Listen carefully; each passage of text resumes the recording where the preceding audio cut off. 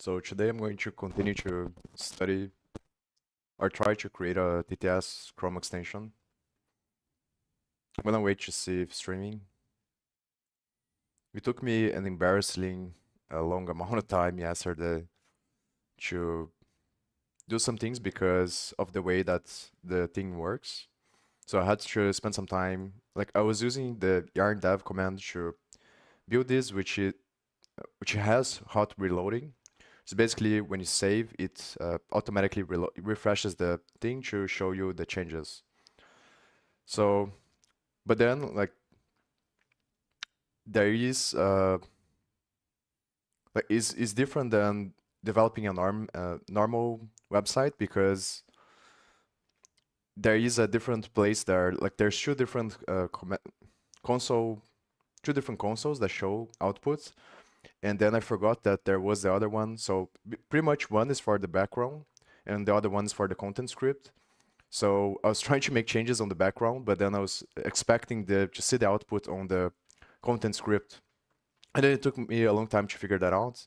And also, I believe that there might be some problems when you use the hot reloading. I'm not really sure why, I haven't figured out.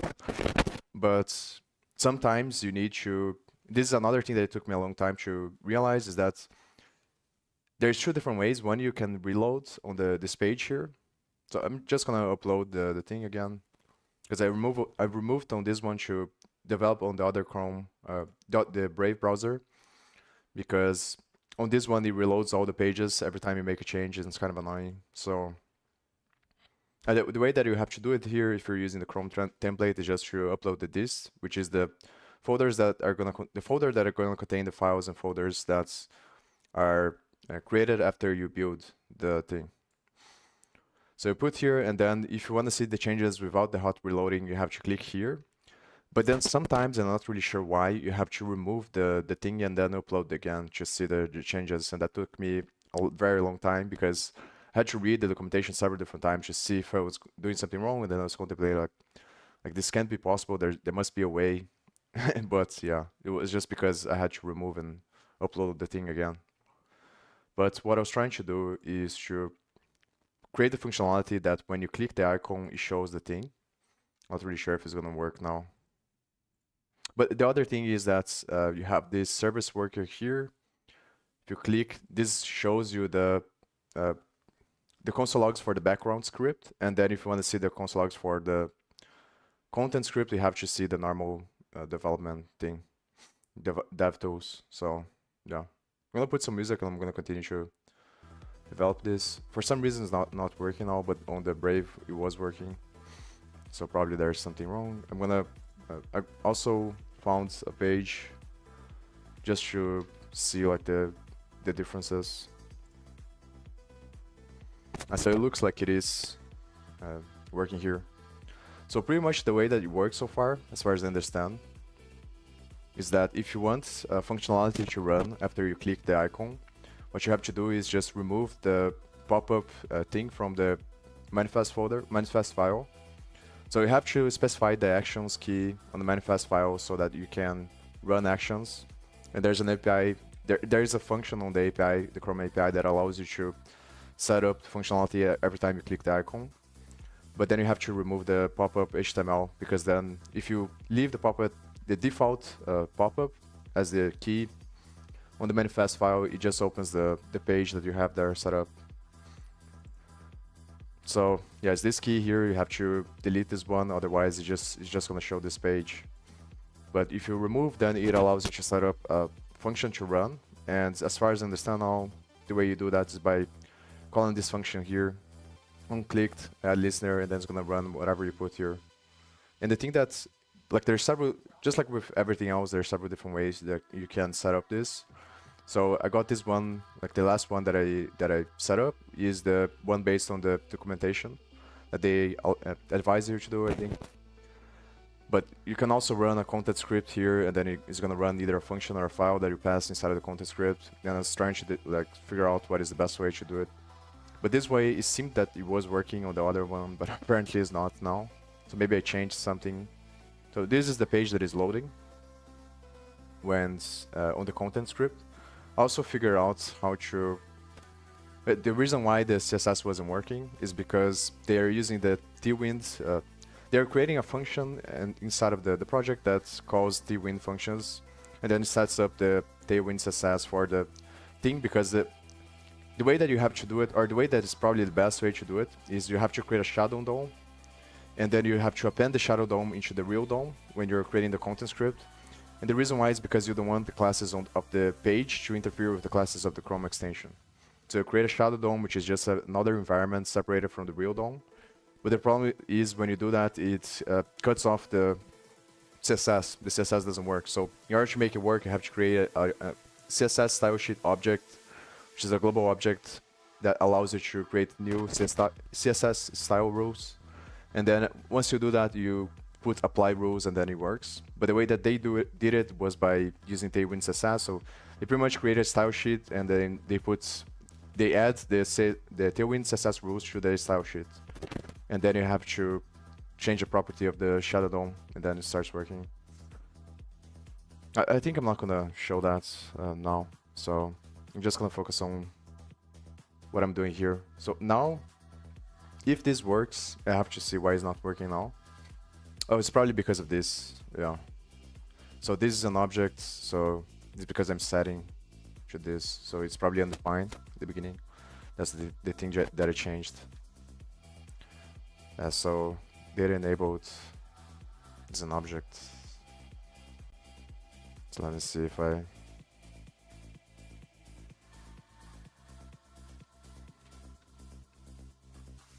One thing that I have to change here is that the last thing that I was going to change yesterday, that here I'm setting to false.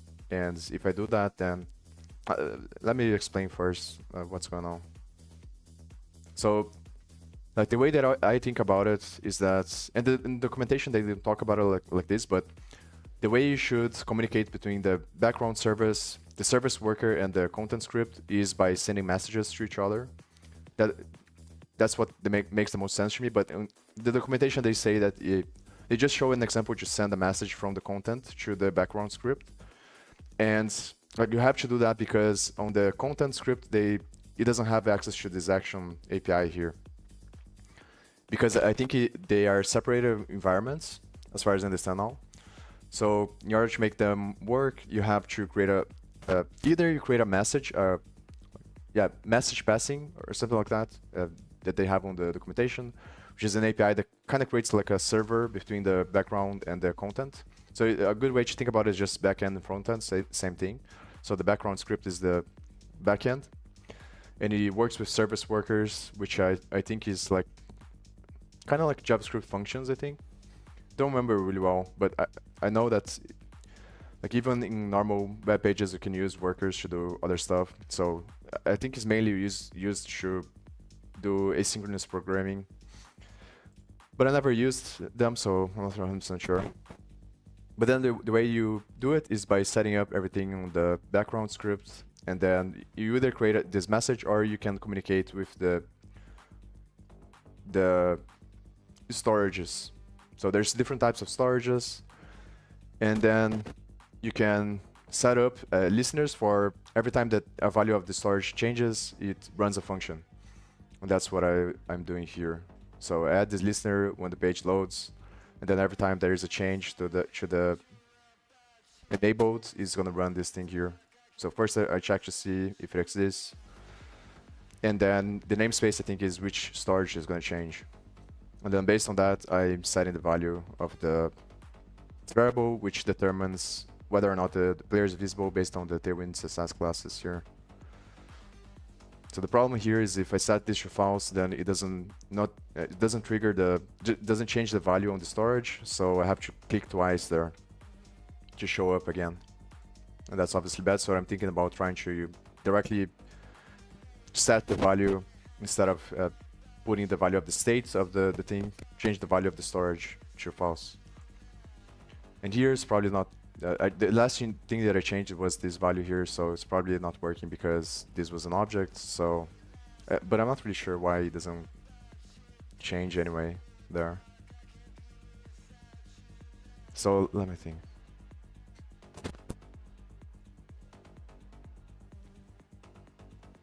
I'm gonna do like remove first. Maybe I'll try like this first, and then I try to remove and add. And then if this works, then I go back to trying to use YarnDAV. The problem with YarnDAV is that I think that there is some, like I get a warning here, and it's probably because of the way that they set up the server. So the way that they are doing is just by, like, they place the functions that are going to run on the command itself, which is also something that took me some time to figure out. But when you call YarnDAV, it calls this command here, just pretty much running this command, which is this one, which is this rollup to build the code. So rollup is kind of like a bundler. It's similar to Webpack, I think, or Vite. And what it does is just figures out the dependencies of each file, and then just organizes the code and optimizes so that it runs everything. So it runs this command first, and then it runs this other command here. And I think this other command is the one that sets up the WebSocket server, and the functionality is on the page there. So it's this build watch here. After it runs with this, it runs this thing here. So it's pretty much just running a Vite build, but then with these flags here, which I assume that the flags set up the hot reloading functionality. But then the problem, I think, is there's a problem with the way that they created the server here. I'm not really sure why. And my concern is that this is fucking up the other stuff that I'm trying to do. So it's kind of confusing because you never know. I still don't know really well if the errors that I get are because of my code on the background script or because of the way that the server is set up. I think I'm gonna try to do it like this first and then reload and then see if it works. Nice. It looks like it's not working. So I'll try to remove and then... Also, it did really change. No, this is undefined, so...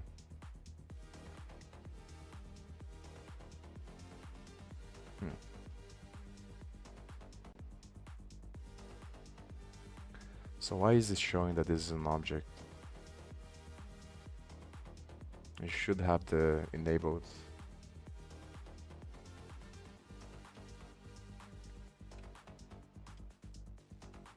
This functionality just should, so that every time that I click the icon, it just shows and hides the content thing.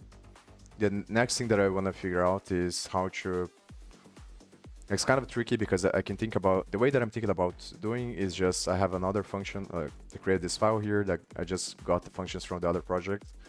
And the way that I'm thinking about it is just calling this and then traversing the DOM of the page and then storing that somehow. And then after I store that, I put on the state of the content page, and then I do the text-to-speech functionality based on that. But there's like some... The biggest challenge is figuring out how to break down the text. Like, should I get all the text first? Then there's other alternative that is, instead of getting the DOM elements, I can just change the class of each DOM element so that it has a specific class that, based on that condition, I just create a text-to-speech here. Like, I'm not really sure which way to go about it. And I'm also not really sure if I'm going to... Like, the main thing that I'm trying to do here is just understand how it works so I can develop other stuff.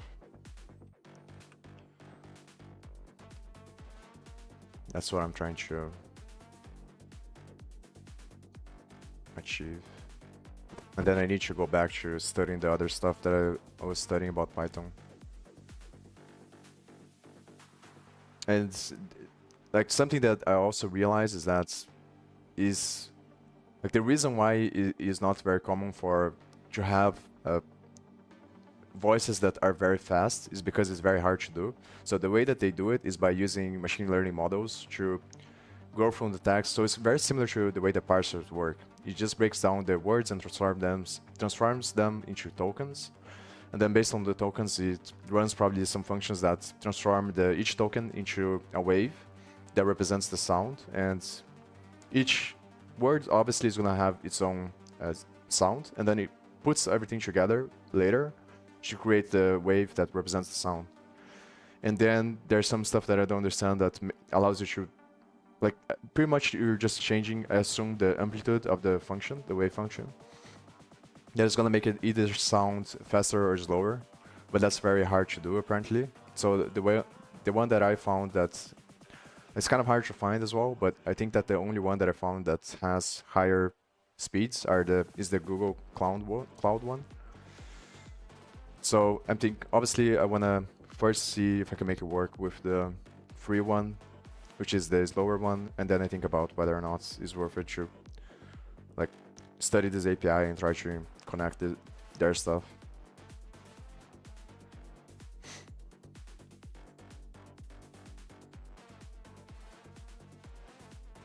Also now it apparently works, so it is false. So I'm not really sure why it wasn't working before. I'm setting this to false. Yeah, I kinda don't need to do that also in the beginning, because already false there. But I was thinking, oh, it's, yeah, I'm not really sure. I think I have to click twice on the beginning, but no, maybe not. I think I was having to click twice there in the beginning, and I wasn't sure why, so that's the reason why I put this stuff here. The other thing is that, yeah, I was trying to use an object here instead of a string, but string is easier, and I was using the object but just because of the way that the other extension is. But yeah. So what I assume that this does is not very clear on the documentation, but what I assume is that it just checks to see if whatever string here, you can pass a string or an array of strings or an object. And then it's just gonna check to see if the value exists on the storage, and then it allows you to put a callback function. It's gonna determine what happens after.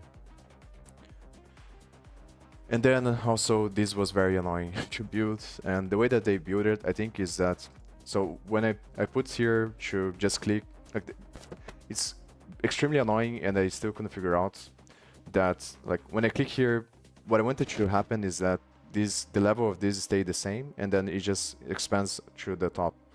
But I couldn't figure out a way to do this. It seemed like it was working at some point, but it wasn't, and it's very annoying, especially with Tailwind. I think that this is one of the downsides of using Tailwind, that a lot of the times it seems like it's very limited, especially for these other like transformations and stuff like that. But maybe it's just because I don't have a lot of practice using. But the way that they do it is just by putting this stuff on the on a vertical, and they don't use an input. They use probably 2 different divs. And this is another very annoying thing, is that, like, if you want the color to change on the left every time, like based on the thumbnail here, or the thumb, you have to create another div, and then you have to put the div like on the background here, and then you have to change you have to specify the color of that div, and then you have to change its width based on the input as well, which was very annoying to do. So I decided to just leave like this because I don't really care that much. So, like, yeah, the main thing that they care about is just the functionality and the speed, pretty much. So the rest of the stuff, as long as it works, I think it's fine. So let me think. The annoying part is the beginning now, because it's very hard to... I think I'm just gonna delete. Let me comment this out first to see if I'm gonna have to click twice. And after I do that, I'll use the dab thing.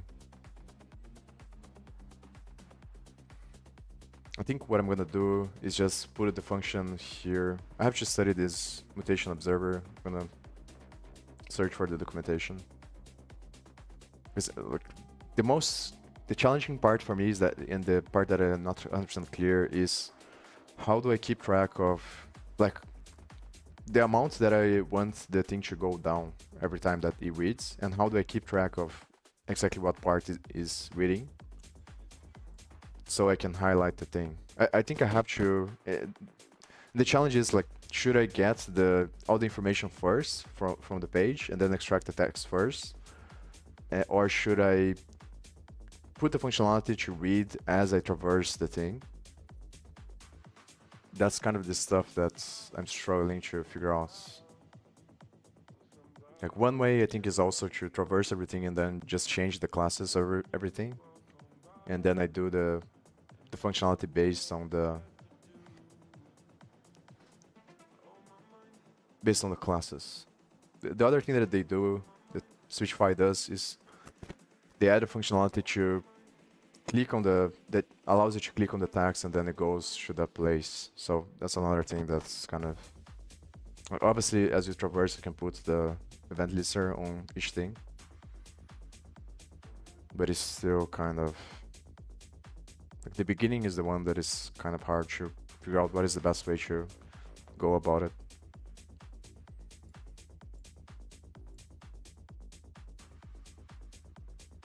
And so now he fucks up. Oh, looks like it's working. And so I don't need the thing. So I'm gonna use the dev command now.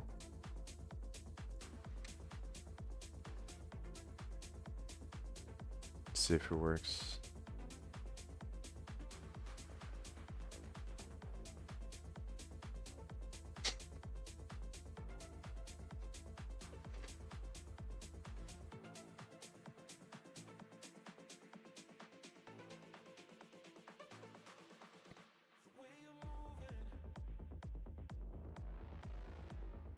I think the first thing that I have to do actually is change this thing here, like I said. So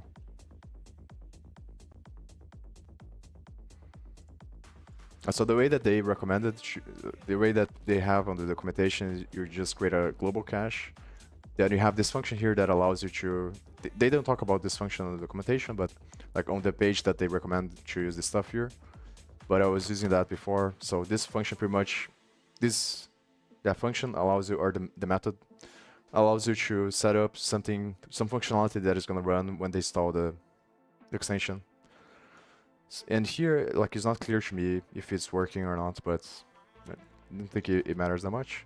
But I'm just setting the sync storage to the cache, just this object here. And then the way that they recommend is to use this function here. So you can either use a promise or a callback, but you can't use both. So this just gets everything that you have on the sync storage, I think, and then it calls this promise after, or handles the promise after. And it just copies everything to this thing here. Like it copies the storage cache to the items on the storage. So just putting everything in the beginning to, just putting everything you put here into the storage on this function, the beginning. So it's kind of like the same here. It's kind of redundant, I think, because here it already adds everything on the beginning, but then it adds it here again, but it doesn't matter that much, I think. And then here is the functionality that runs after you click the thing. And then it just runs this, I think, to get the... Oh no, it runs this function to get the thing and to copy. Just updating the cache. And then here you access the value and I flip to the opposite one and then I just set the value. And there are some differences on the types of storage.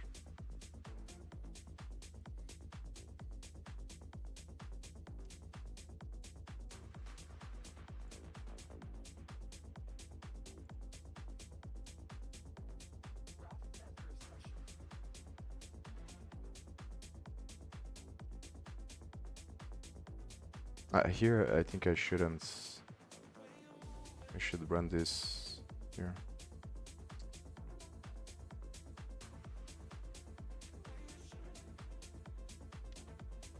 I think.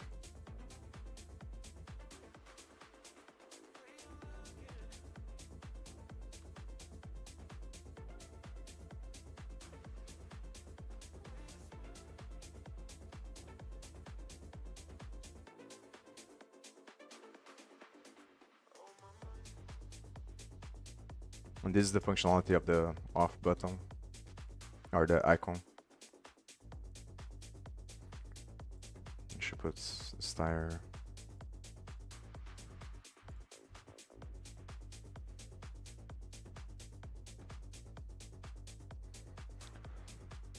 So let me think. I think I'm gonna... first I need to understand how this observer works. They're creating this object and then they're putting... So probably I have to put both these things inside of the function. Then I call the function on the use effect and it's gonna observe changes on the document, which is gonna be the. But this is the thing that I'm not 100% sure. I think it is. Like I don't know if the DOM page shares the document with the content page. That's the thing. I think it does. So if it does, this is gonna be the page, the document of the thing, and then I think this just checks to see. It just goes over all of them. Yeah. And then based on the type, it calls the function recursively, or it called another function that it is a recursive function. I think it's this one, yeah. So this one is the recursive, and then it creates the functionality based on this. So I have to change this function here.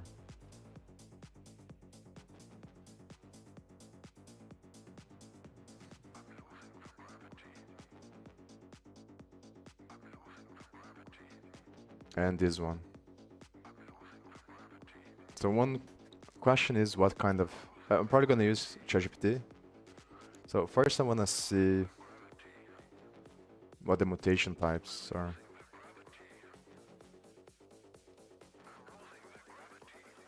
So I'm gonna add these two things to a function.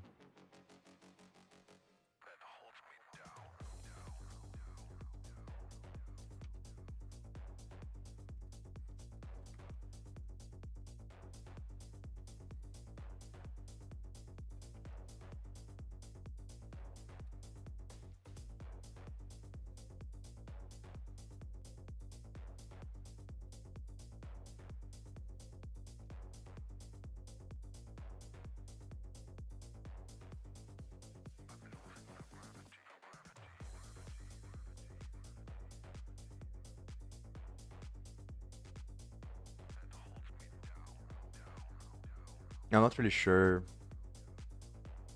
Maybe I should just create this stuff here and then I call that the other parts on the use effect. Maybe that's better. Not sure if it makes a difference because of the documents, but I think it doesn't matter that much. So the first thing that I want to understand is I need to figure out. I think that the way that they do it is just by excluding the nav elements, and then they just get the data for whatever you have after. So like I wouldn't have this switch statement. I would just get or change the if the case is nav or yeah navigation thing, then I just return, and if it isn't, I just call the recursive functions.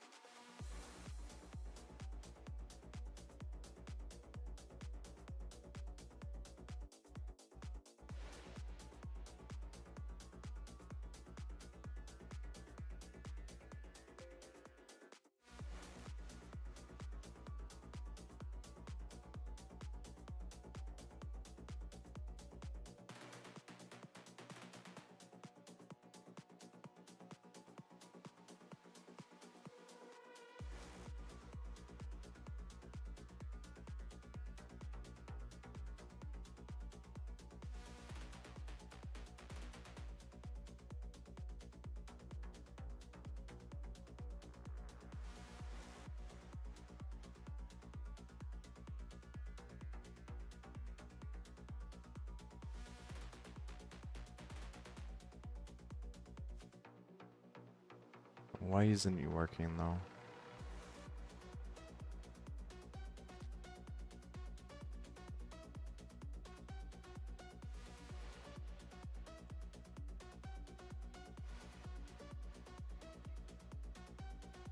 Also want to see if I can use the downloads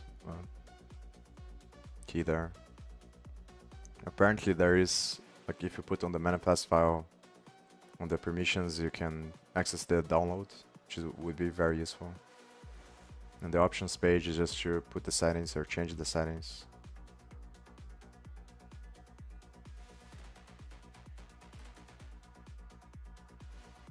So maybe I don't understand why it's not working now.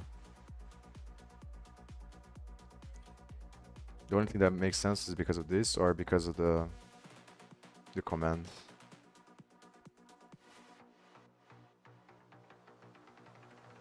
Oh, so it works. And this is what I mean, that the I wasted a bunch of time just because of this. I think it's kind of hard to know, like, sometimes what's the problem is because there's these things.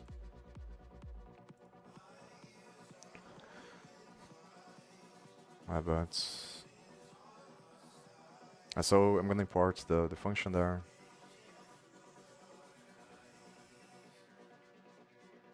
Another question that I have now is whether or not I should put the functionality to change the speed now, or if I should figure out the text-to-speech first. Probably the best thing to do is just try to call this function here, get text data, and then see what happens in the beginning. I'm gonna change the name, sure.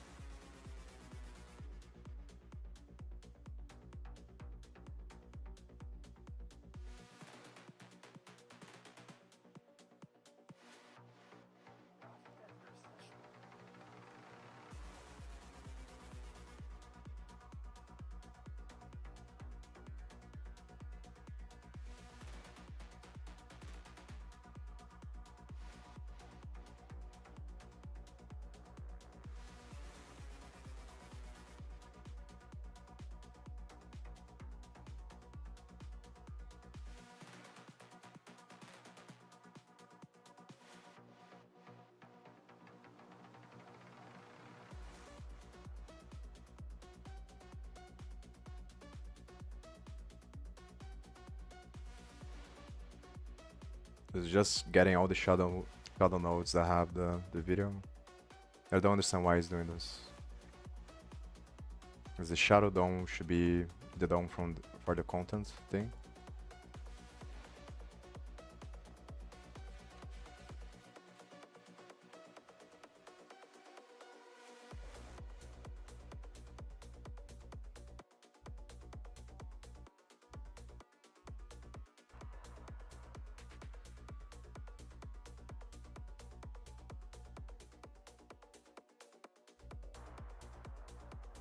I think I'm probably gonna leave this function the same and just change the other one. The main thing that I'm gonna change is these things here, I think.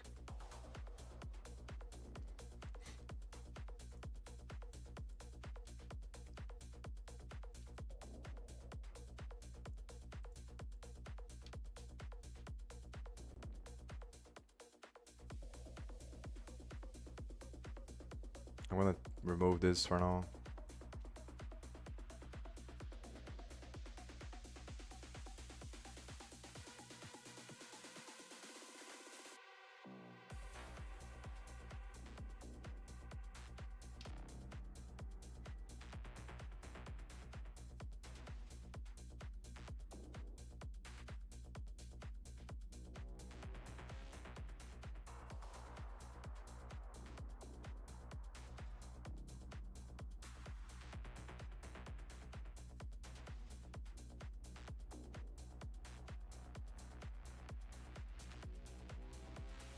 I think this is the part of the CSS that I didn't know last time, but they're probably adding the CSS spreadsheet through JavaScript here.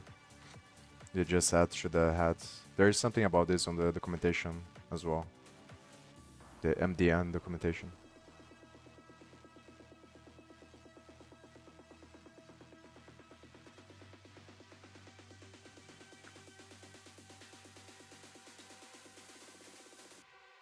I think that probably should just delete this stuff.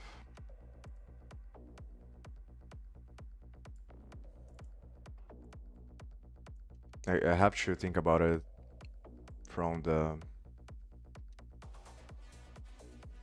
from the beginning, based on the stuff that I want to do. I think it's better than trying to figure out what they did and then think about how I should change. And here, I don't need this stuff anyway as well, I think. One thing that I'm curious about, just see, but I'm probably gonna do this later, is to understand how do they change the speed of the video. That's very interesting to me. So I'm probably gonna leave like this for now and then just try to call the function in console log to see what happens.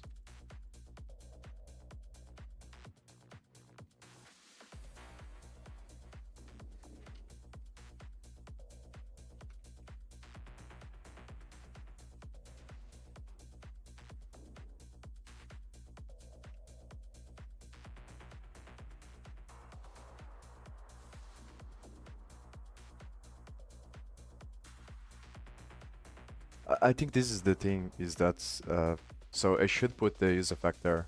I don't understand why, but it seems that this is what's happening. So I'm gonna have to go back. I think it probably has something to do with the Chrome store. Yeah, it's because I'm initializing the value of the state of the content to false, but I'm not initializing on the store. But it's kind of weird because it should be initializing here, I think. So I don't understand why it doesn't. I guess this is the part that I said that I was using this in a different way before. So I think I was like doing the TTS settings here inside, and then it works. But I think since I'm doing like with a global thing here, it probably doesn't initialize correctly when it installs. And then this one, it only like but it should be setting up the thing. So I guess that the explanation is probably because this only listens after you set up for the first time. So in the first time that I click, it just sets up everything in the beginning. But then the other one doesn't change because it doesn't have anything. But then the next time that I click, it does trigger this one, and then it changes the value. So if I don't do the use effect there, I think it fucks up. So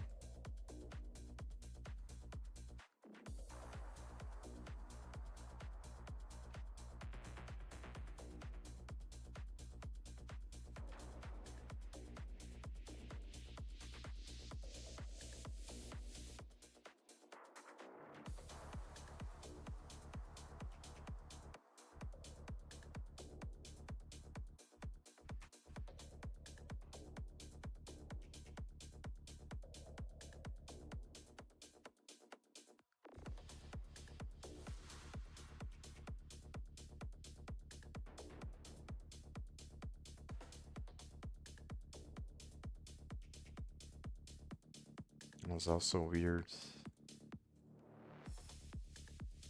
This is the error that I mean, that it's coming from the socket that they set up there to do the hot reloading. So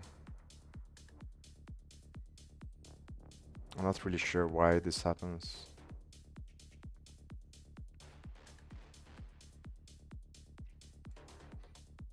So I never really know for sure if the error is on my code or the socket thing.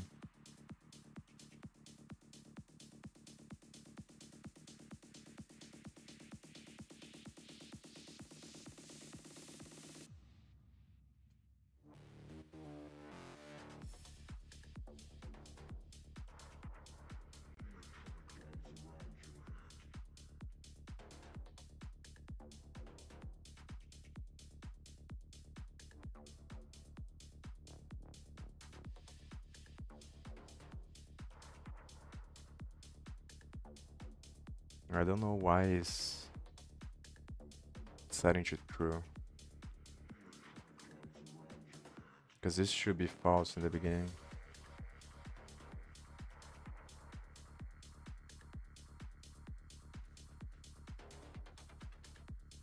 It's probably because the last time I think it's something to do with the hot reloading. So yeah, let me remove and then add again. There's something weird going on with the hot reloading because it probably saves the last, like after I changed for the first time and then became true and then it's on that state for some reason.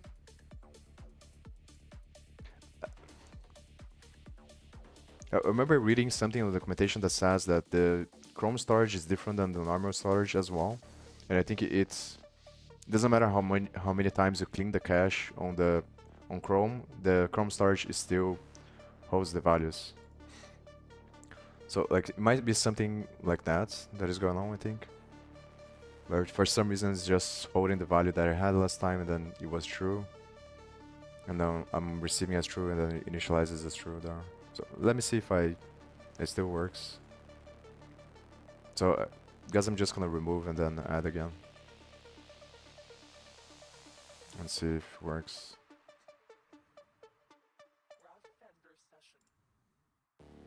Oh, now it's false. It's just something weird, I think. The hot reloading.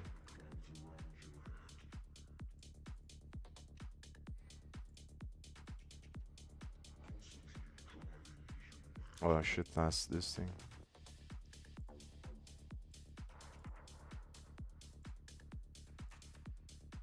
Oh, so this is the problem. It's still fucking up there when I change. Even if I change like this. So the way that I was thinking about it is that if I set true false here, just gonna trigger the... But maybe that's a problem as well. And this is kind of the tricky thing because on the documentation they don't explain... like they explain what the function does but not how it works. So yeah, I'm not really sure. What would make sense to me is that this runs only once, and it's kind of like adding an event listener. So that's the logic that I'm assuming, but maybe that's not what happens. Because if it doesn't load only once, then obviously it creates an infinite loop. If I do like that, because then it changes the value of the store, then this is gonna change, and then it keeps changing, I think. But the way that I'm thinking about it is that this will only run once, and then it listens for the event. So when I change the value of the store, when I click there, it's just gonna run the function here, and then it's gonna change like by proxy the value of the variable, and then it hides the thing. So I'm not really sure why it's not working.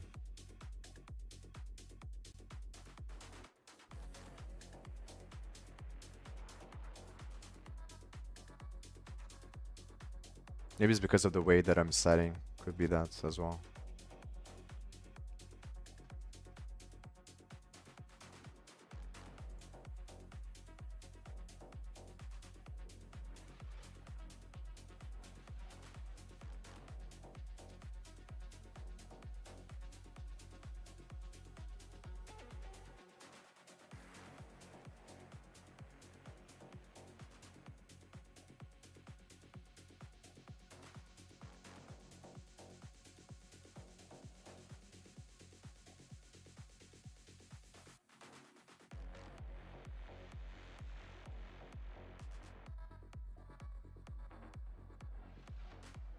Now it works, but this thing here.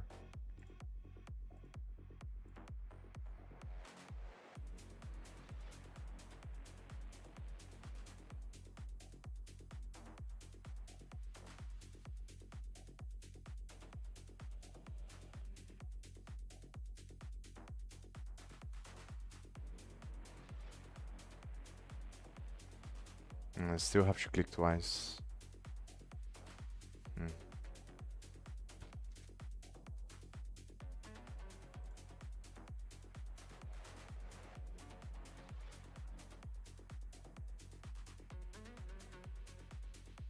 It's probably not that big of a deal. I'll think about that later. So I'm just gonna focus on the other stuff now.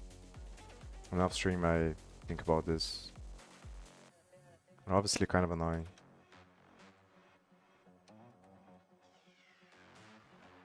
Maybe I should use this one on another use effect so that I separate the logic between them.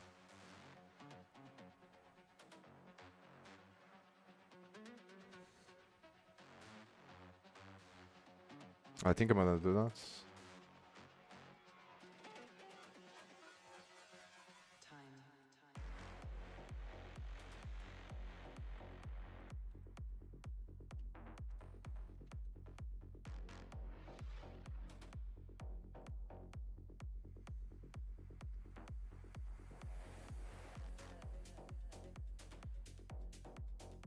It's probably because of the hot reloading that is showing this thing.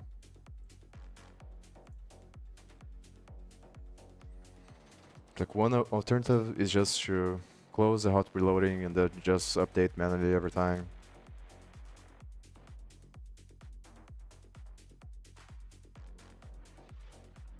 I'm not really sure if I want to spend the time trying to understand how it works now. The socket server and how that's...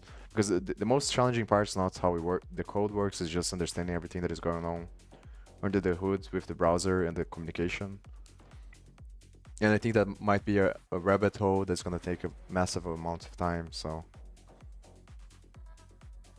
I'm not really sure if I wanna spend the time now. It's obviously really annoying.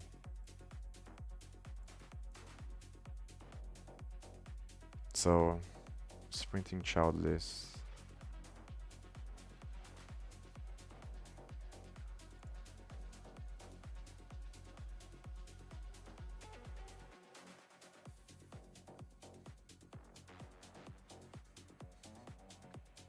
It's gonna be this one. Maybe I should go to another page.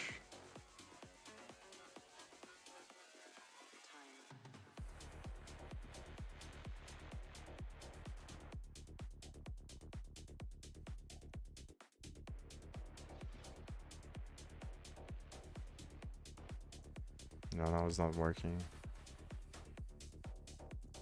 Okay.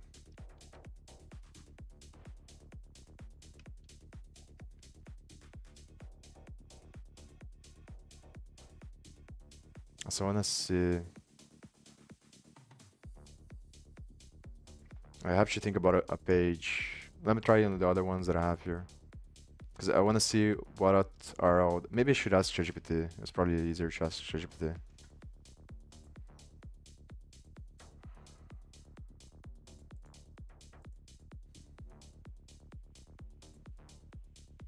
This is another thing that is kind of annoying, is that like, because there's only one console here, maybe there's a way to change this as well, but then it's like you don't know for sure if the messages are from your extension or from other extensions you have installed. But I want to understand what are all the types of nodes that are the other types of mutation here. So I'm gonna ask ChatGPT, I think.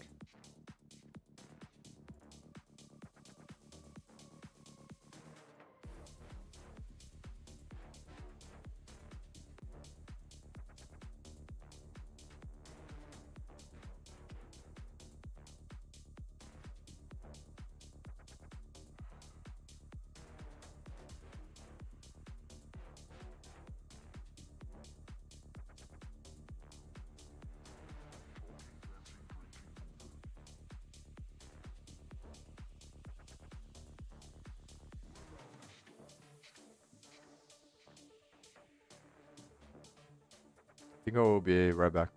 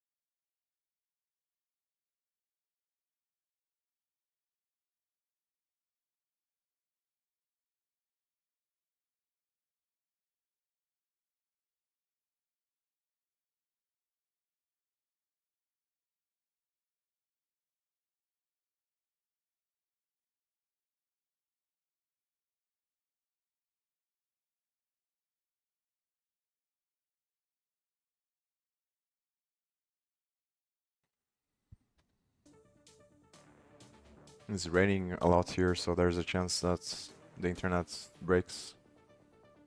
I'm just gonna remove the camera. I think I'm gonna go for a couple more minutes and then I'm gonna stop and continue to do this off stream. It's also, I'm probably gonna read the book that I have here. There's a bunch of books that I have to read still about the other stuff that I was working on, so probably gonna do that. Provide a code, the switch, blah blah blah. Mutation type is not handled by the code. Data of attacks or C data node has changed.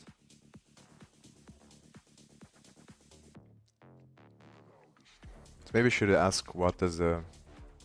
I think it just sets up like an event listener for changes. And every time there's a change, it triggers the observer.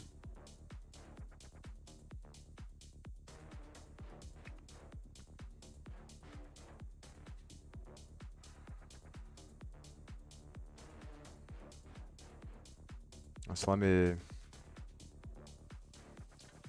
Provides the ability to watch for changes being made to the DOM tree. It is designed as a replacement for the older mutation event feature.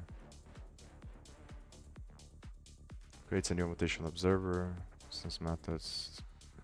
Stops mutation observer instance.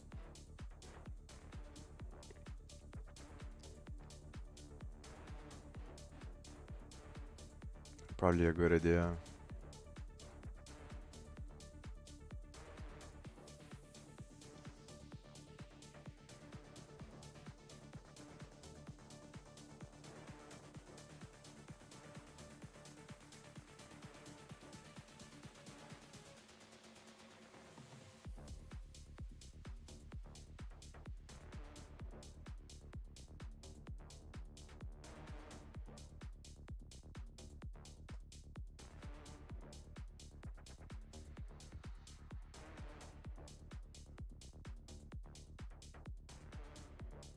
Maybe this is not a good idea actually. Like to set up an observer because I don't really... I do care about the changes, I think. Like, for example, whenever there's a hidden div and then based on the interaction it changes, or I think... So I have to think about which questions should I ask to clarify. One of the tricky things is like whenever there's more data after you scroll down, how do you make sure that you add the data? That's one thing. Or for example, on the ChatGPT page, whenever there's a new prompt. Because if I only get everything on the beginning, then obviously whenever there's something new, then I think it's not gonna work. So for that part, I think the mutation observer makes sense. Because then, so probably the functionality to add the text from the mutation is better there, but then I'm not really sure if it's the best in the beginning, but maybe it is. Yeah, it would be easier if I do everything on the same stuff, obviously.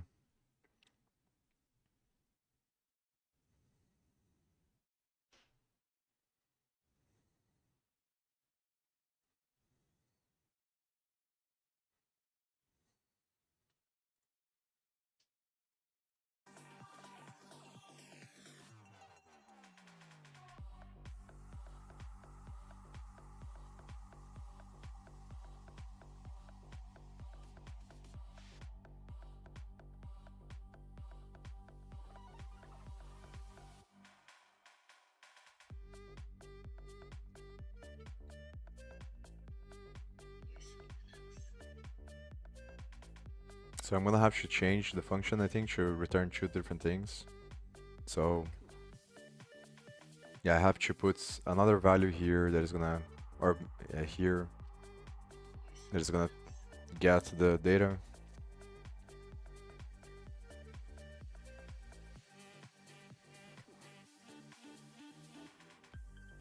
So one thing that I'm thinking about, one way would be to traverse like here, with another list or something like that on this function. Then I add those things to this one, and then I return this one and the observer from this function. And then on the use effects outside, I use this, I set this as the state here. Like instead of text would be downloads, and then on the functionality of the play icon, I set up so that it goes over the list and then calls the TTS method with the text of the DOM node. The question I have is like, where should I put the breakpoints so that I can highlight the text, the stuff that is being read, and the speed, everything like that. So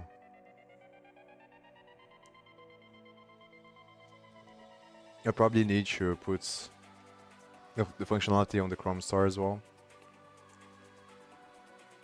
like the settings, everything like that. So every icon we change the settings, and should have the functionality to start reading. So the main things that I'm not really sure how to go about it is how exactly to highlight the text, and then how do I select how much is gonna go down after it reads, and if they stop on the middle of the text, how do I keep track of where it was?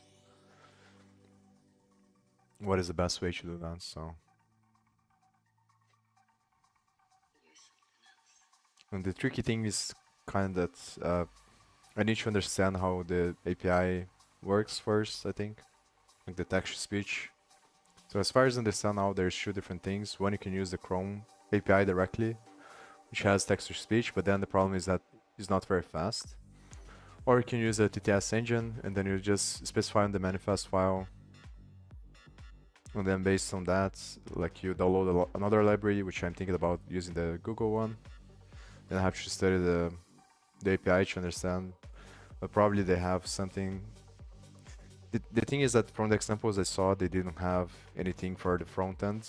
They had like Node.js examples, but that's another thing that I'm not. So the way that I think this probably works is through the background script, because the thing probably relies on functionality from the backend.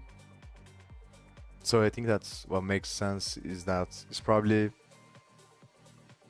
you need the channel of communication between the background script and the content script. So I probably should create the message passing thing on the background, and then I should both set the data on the front end and on the back end when I get the text. Then the functionality for the speech is going to be on the background script using the engine, and the rest, like the highlighting, is on the front end. I think that's how it works, but I'm not 100% sure.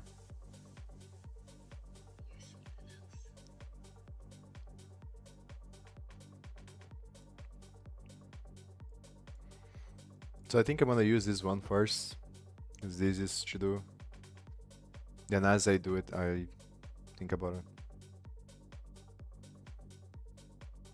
I definitely think that I should have the... Like I should have one data structure that keeps track of the tags, but not really sure like what's data structure.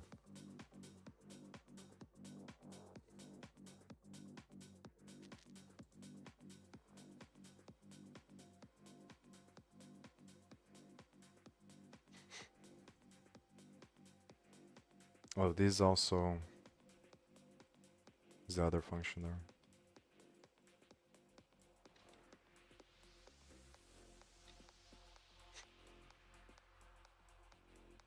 So this will be the body, then it calls on the body.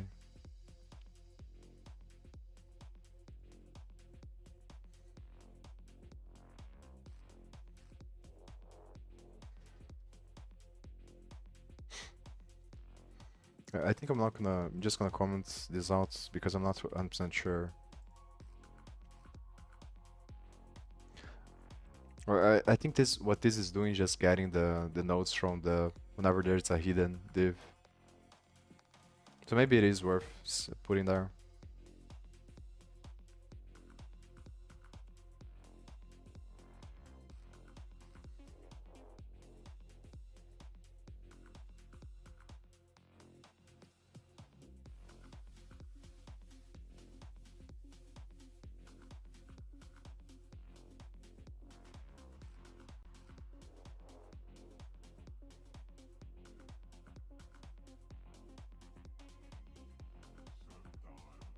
So let me think.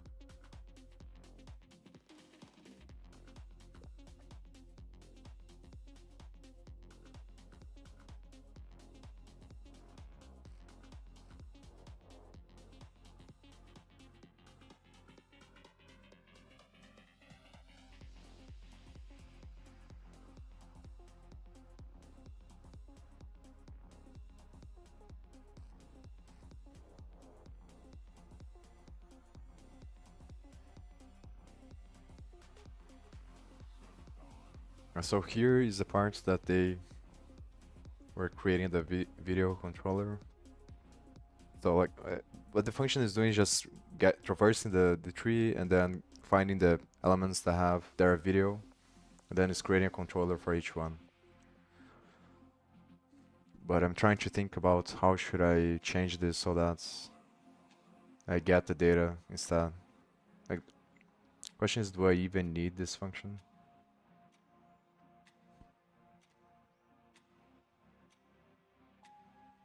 I think I do need, like, I need to filter out the, well, maybe it's easier to filter out the nav things by just calling filter on the nodes.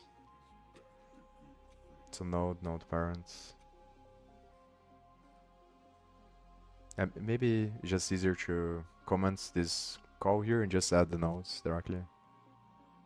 But then I'm not really sure if I'm gonna get all of them. So nodes.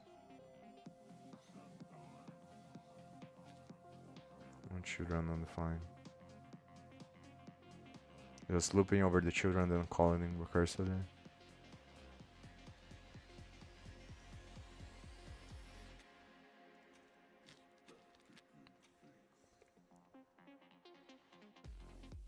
Because it's gonna be kind of annoying. Like, the way that I could do it is just passing here, like gets, tax or whatever.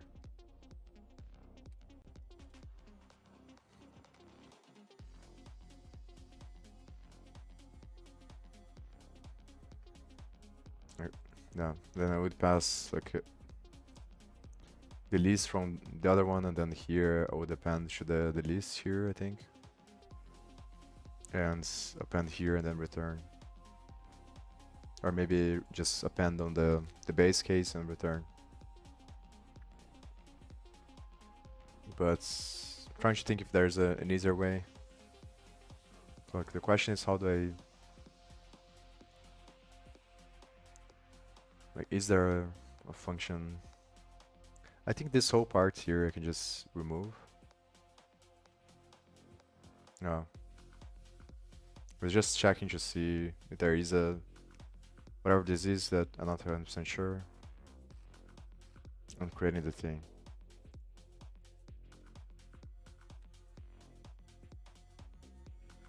So maybe I should do this. And here just pass the DOM nodes.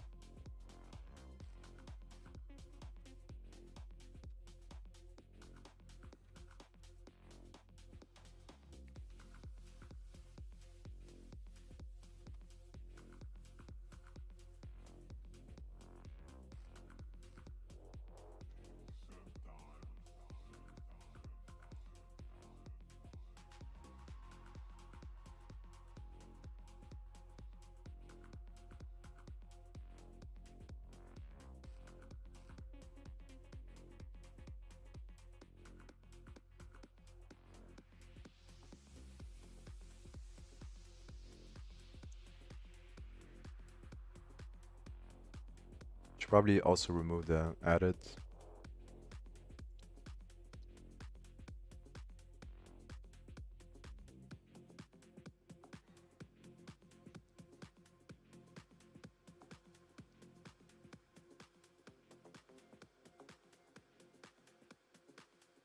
I mean, maybe it is just as simple as that.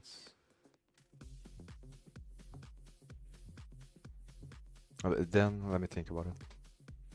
Because I also want to add the...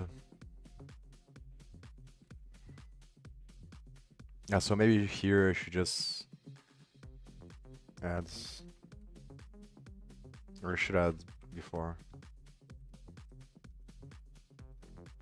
Or just remove this.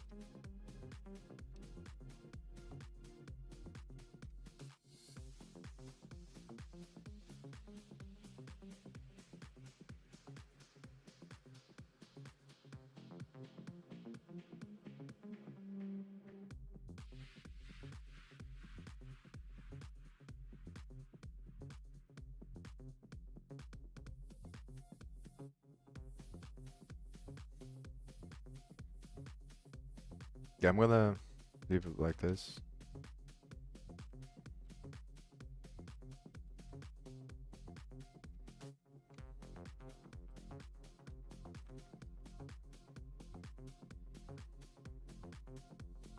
Now the question is... I don't think I need to append anything. Like I push anything to the list after. So also what I'm gonna do is put the other cases here that ChatGPT talks about.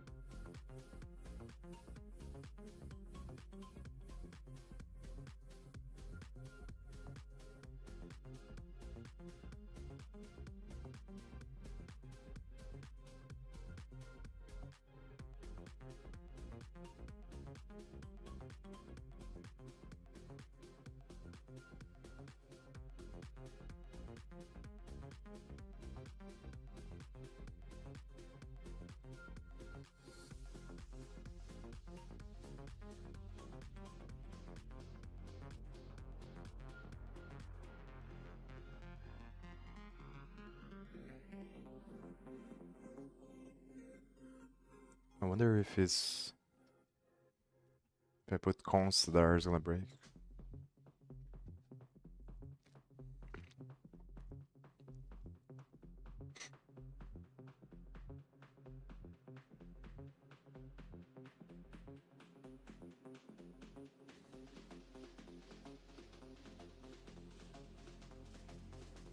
Maybe I should append the parents instead of the node here.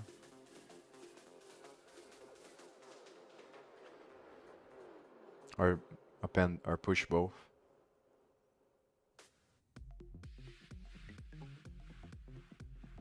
No, the node is gonna be... So I'm appending the child twice. Let me think about this.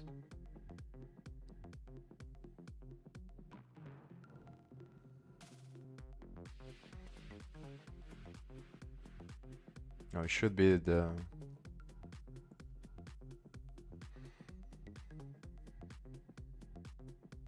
Maybe should append the parents instead of the node.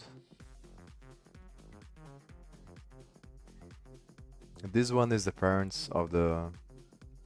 It is passing the child here. So in the beginning, this one is gonna be the node, but then it's gonna append twice if I append here. So it should append the parents, I think.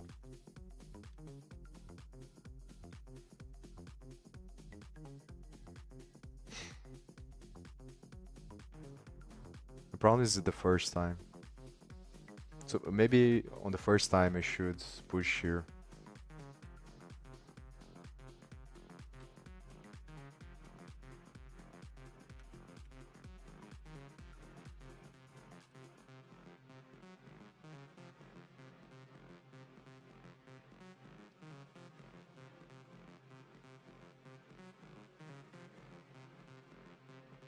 Hmm.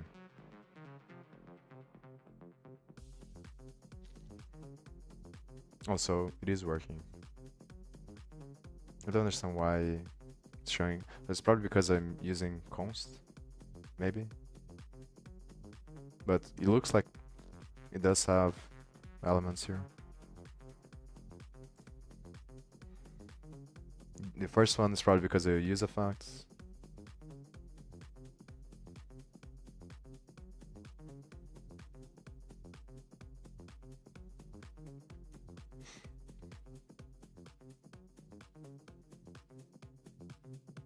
Oh, break is missing. Thanks.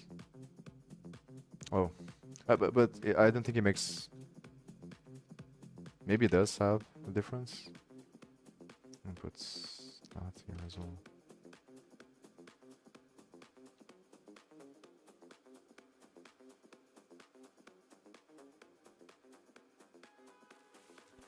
And this is annoying as well.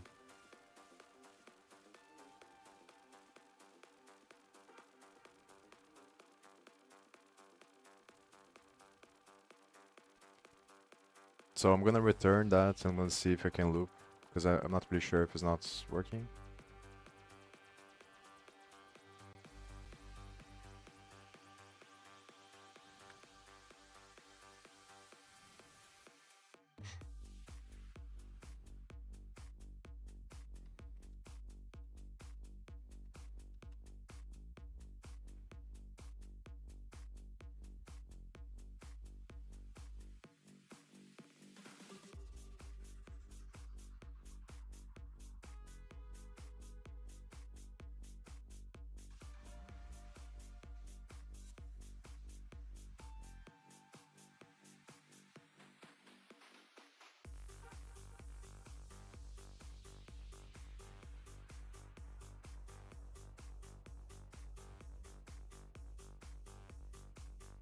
And so the most difficult part is thinking about, because like it's not clear for me how should I go from this part, because now I have like I can put the functionality here to test to see if they have text or not, or something like that. And then like one way is to add all the text together and then put everything here, and then the functionality based on that. But then how do I highlight? Because I think I need to keep track of the nodes. I'm not really sure if using states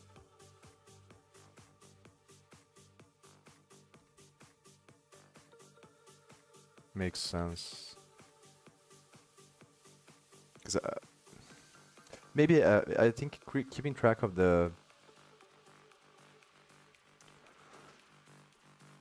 I want to see how to, well, not for this extension, but for stuff that I want to do.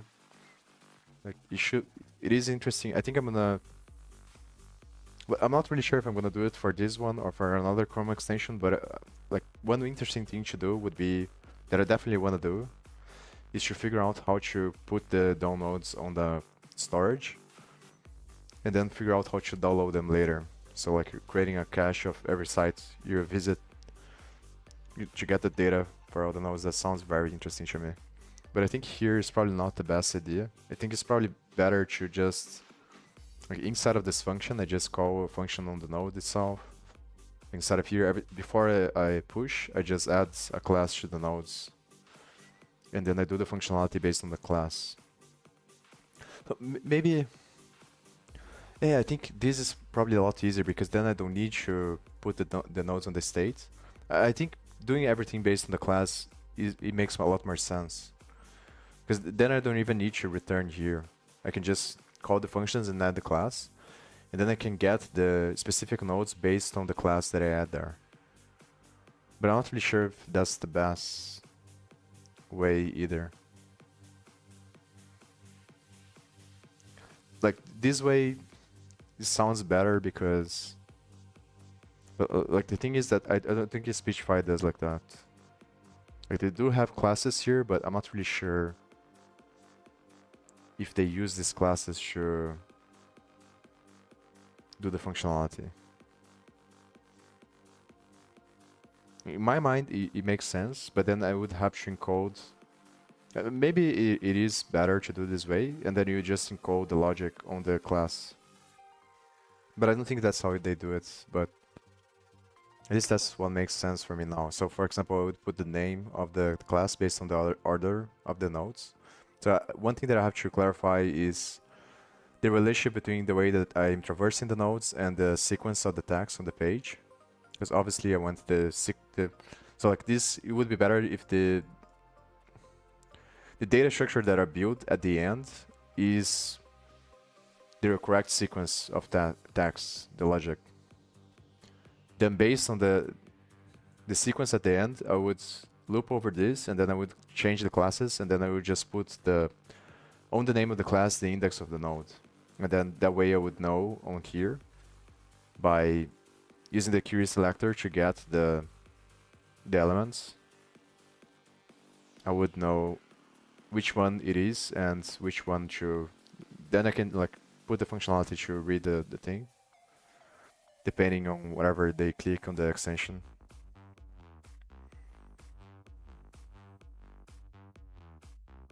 And I need to figure out like how to keep track. Like, how do I know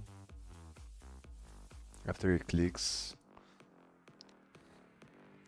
Probably it's gonna be on this function.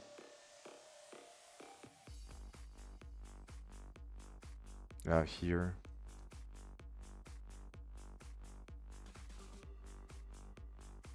And so keeping track, or maybe I don't even need.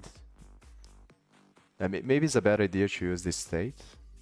I just do everything through the storage. Because I'm probably gonna have to set up the TTS on the background.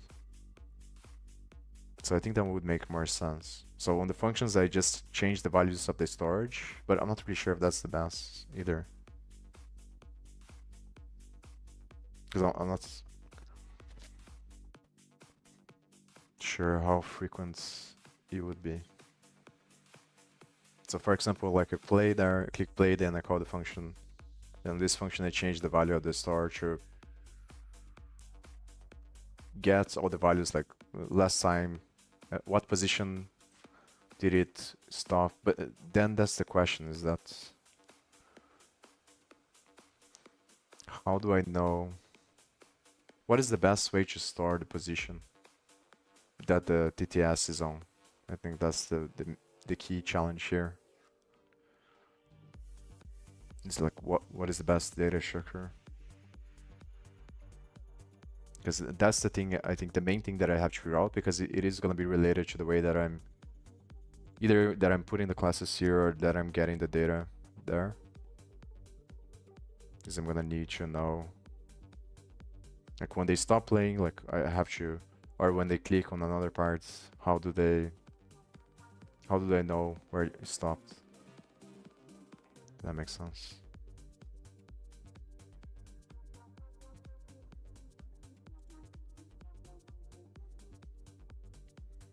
So how do I do that?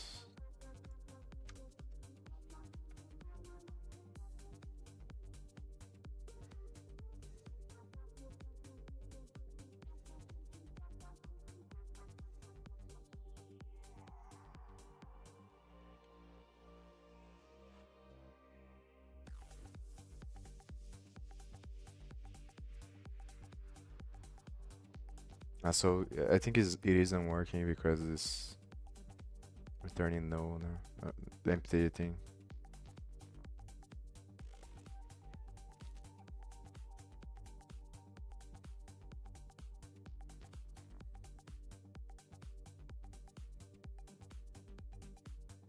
So the first one, oh, because it runs. So the first time that it runs, it doesn't have anything, so it is empty. But then why does the second time? So this one, so I think it is working. So look, it is empty here and then empty there. Then the second time that the use effect runs, it gets the nodes inside. But then, like, why doesn't it show there? Oh, it's here. Yeah, but why is this one empty?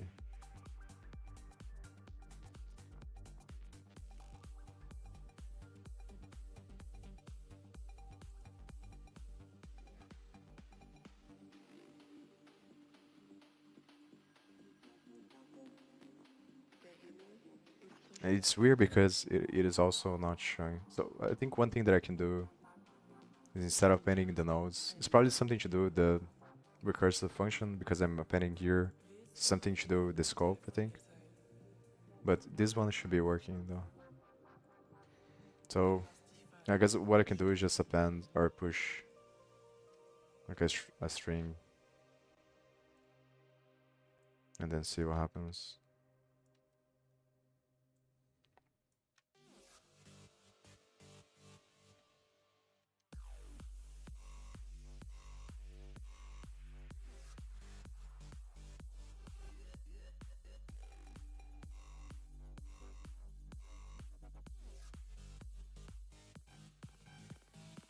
It's weird that it's showing like this. I remember that like previous times that, but maybe it's different because it's an extension. But in previous times it just shows inside of the array here. Don't have to expand. It's kind of weird, but so this first one makes sense because I think it's the first time isEffect runs. So I think like on the first time it didn't render anything, and then on the second time it does. But then I don't understand why the other one doesn't have anything.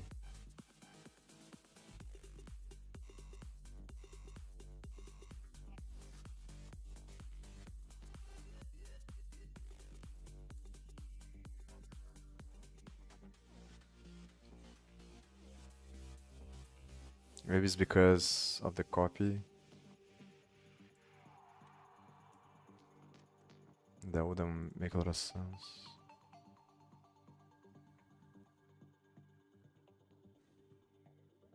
Or I have to delete the nodes here on the return. I think that's... I'm not really sure.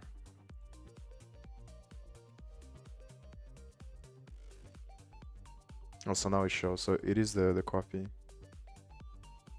Because like when you use map, it creates another array. So, but I don't understand. Obviously, it has to do with the rendering cycle. Like,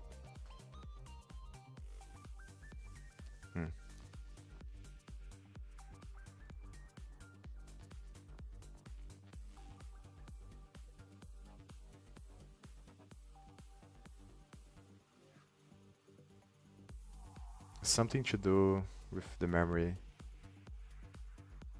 or maybe it's just because it wasn't showing on the first one either. So I think the rendering cycle doesn't matter probably. I think it's just because the map is gonna but what, like, why is it returning an empty array? Doesn't make sense. It could be the scope.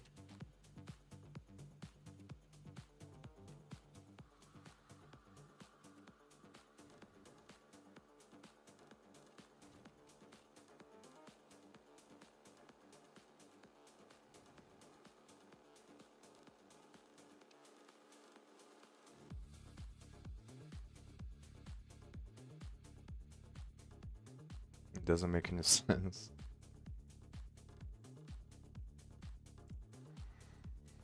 It is because of memory. That's the only explanation that I can think. Hey, Wavy, what's up?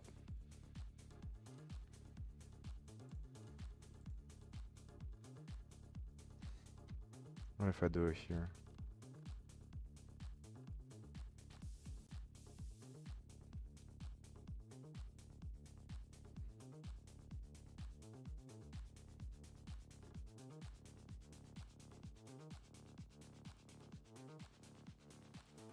Now it only runs.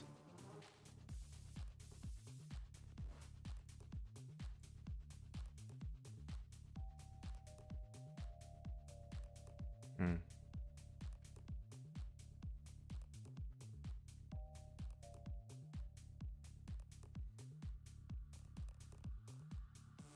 So the only explanation would be that this doesn't have anything. But why does when a console log it shows there?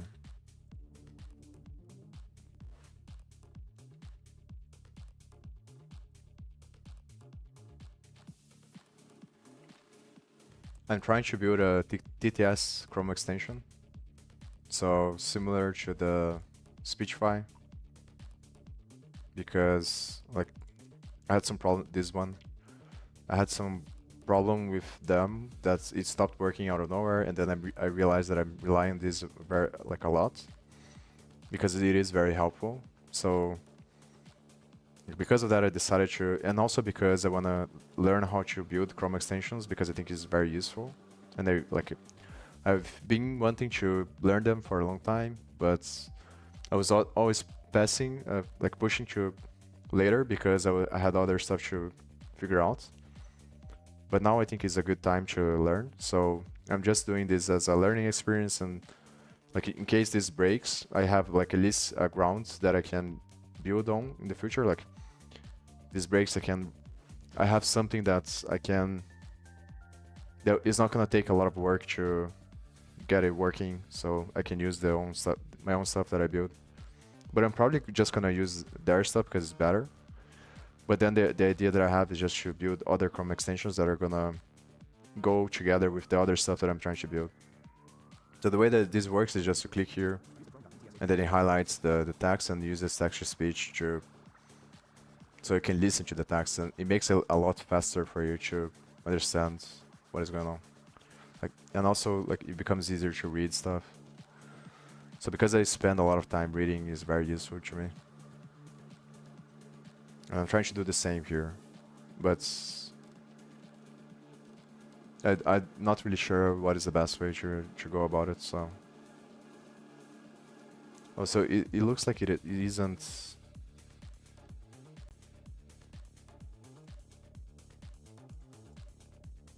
Oh, it's because I didn't. But it's still weird. No, I guess like this is probably empty, but I'm not 100% sure why. So I had a problem with other Chrome extension, so I decided to just fix it by making it. Yeah. Savage. Relating to. Yeah, thank you, man. Or woman, or whatever you are.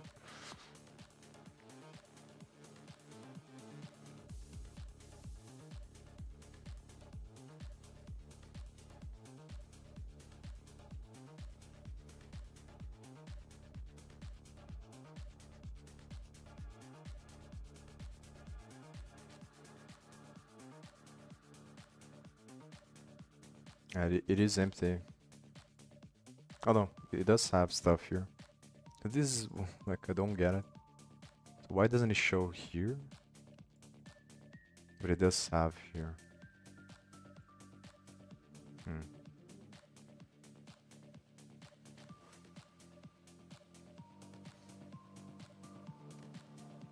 Or maybe just the output here that's kind of weird and it doesn't have anything, but it looks like it has. It doesn't make any sense to me.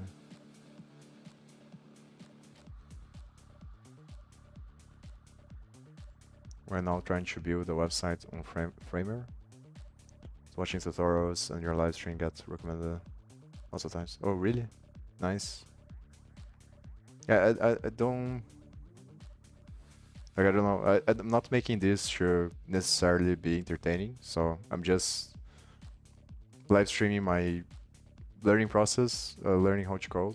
But then sometimes I think, like in the past and now, I've been like sometimes I do stuff to add value and to put information, but most of the time I just like streaming what I would normally do if I wasn't yeah, if I wasn't streaming, like what I would normally do. No, I'm from Brazil. And then I also did a bunch of like one time, but then I stopped because I realized that is very like it takes a lot of energy to build content, and I'm more on a phase that I want to like become better at what I'm doing, like increase my skills. So I think it's not the right time to do that, but I created another channel that I created some content, and I don't know, maybe it's not the best, but I try to put everything that I thought it would be good to know in the beginning, like in a 2-hour video. So if you want to know how to code, I highly suggest you go to these videos. Let me see if I can find... The problem is the name is not going to be... So maybe zip code JavaScript. And I think like that video is the best. It's like 2 hours. But obviously I'm not really sure because I don't remember really well what it's like in the beginning.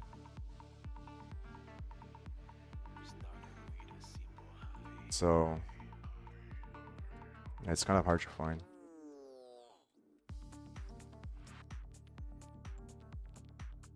Yeah, key here. So yeah, if you want to learn how to code, I would recommend starting here and then going from this. And it's not that like it is very hard in the beginning, but then like you get used to it. Like, the hardest part in the beginning is because there's so much confusion like on what you should do. So that's what I try to do here, but I'm not really sure if it's clear or not. But hopefully it is. And there's another keyword here that I didn't know at the time, but it's instruction set architecture. So you should keep that one in mind as well. But in the beginning, basically what I did was put a bunch of keywords here. So like this is all the keywords that you need to know. So if you don't want to watch the video, just get all the keywords and then do a map. You can use SkyDraw and then you can connect everything together. And then you explore based on the keywords. So you can just like do stuff like this and put the keywords here. And the ones that I think that are the most important and most confusing in the beginning is the SR latch memory. Then also this playlist here is extremely good. It's probably the best one if you want to learn the hardware. Yet I wish I knew in the very beginning.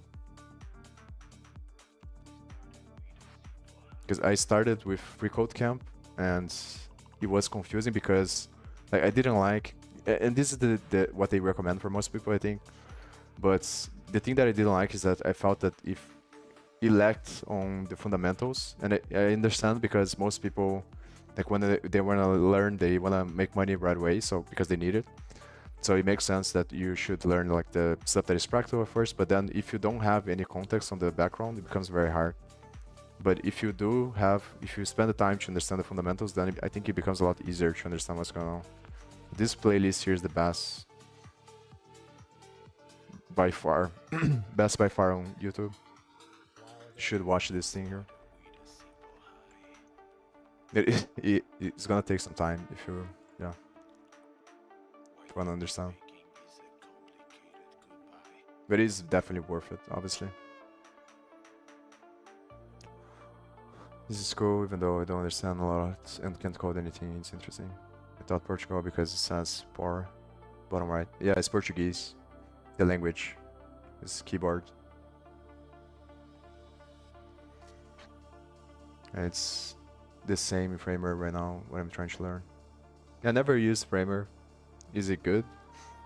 It's more for CSS, right? I don't know really well how it works, but I know that a lot of people use it and they say that it's good. It's not that hard, man. Trust me. Like, it's obviously always relative, but there isn't really anything that is really hard. There's just stuff that is beyond your level of skill. But then all you have to do is break that thing down, and then it becomes like subsets of problems that you can take. And then, given a long enough time, you gradually improve in everything. So, like, if you keep waiting to learn, you're never gonna learn. So the biggest problem I think people have is that they compare themselves with other people. So that they see someone that knows a lot already, and then they think like, oh, that's too hard, but that's not true. They just kept improving slowly over time, and then eventually they understand. So like the hardest part in the beginning is breaking everything down, so you know like which direction to go. But if you follow those keywords that I had on the video there, I think it's gonna be a lot easier. It's pretty much SR latch. You should like that playlist you should watch to understand how the hardware works. Then after that, I think instruction set architecture is probably the biggest one. And then it's just about learning the syntax and understanding like how the syntax relates to the fundamental stuff. It becomes a lot easier after. Framer is super good, people say, apparently super user friendly and very easy to start. I spent 4 days own it. And already know a lot. Oh, go. Website, yeah. Everything's gonna have AI nowadays.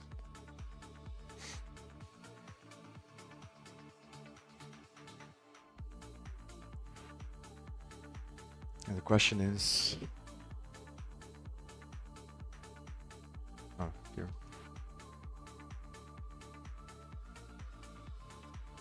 Oh, so it is undefined. So I think there's something weird going on there. So even though it's showing that it doesn't have the elements. So it's not pushing there. I don't know. I think it's because of the environments. Oh, I just realized this now. Because like this function is running inside of this thing, so I have to search here. I think I understand now. So it probably doesn't have anything here, but it pushes on the thing, but there's something in memory here going on because this is gonna run at a different time, I think. That's the problem. So maybe I should put inside of this function and then return from this function. I have to understand more how the mutation observer works.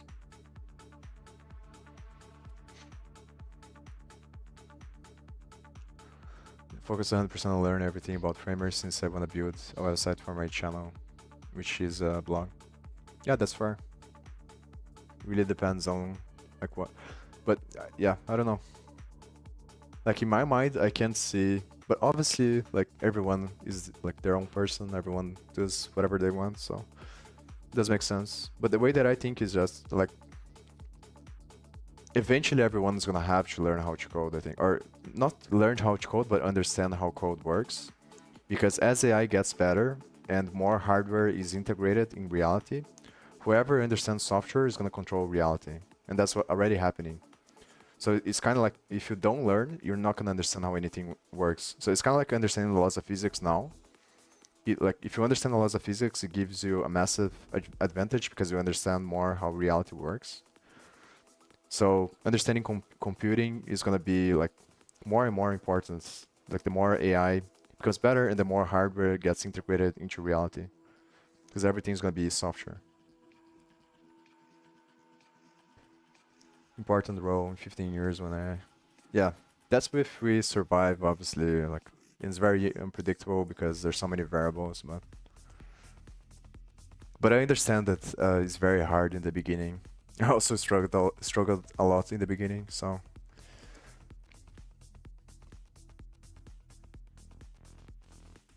but it is doable if you like take one step at a time and just like keep going and not don't quit, and eventually you start understanding.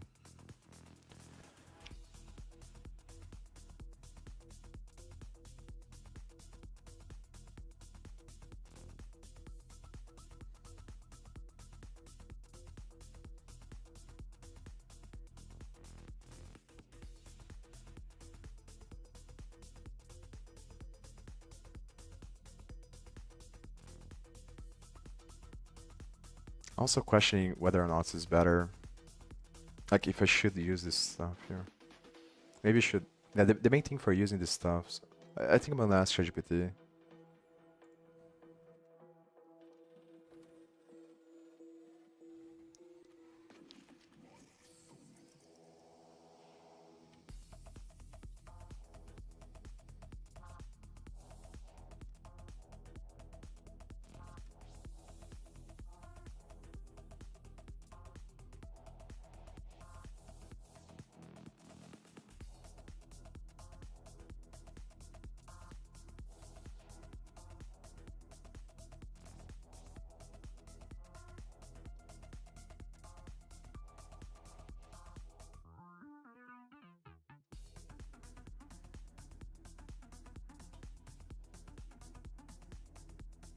But one thing that I'm thinking about it, maybe it's not even worth it to build this observer, and I should just try to access the or ask ChatGPT to create an algorithm that gets all the nodes from the document, and then I just call here and then I create the data here. That's gonna be easier, but the observer would be better if I like for getting data after the page changes. So this is the stuff that I'm not really sure what to do. But here I think I understand now. So It doesn't have, even though it's showing there on the console log, that it does have things on the nodes it doesn't have because of the context, I think.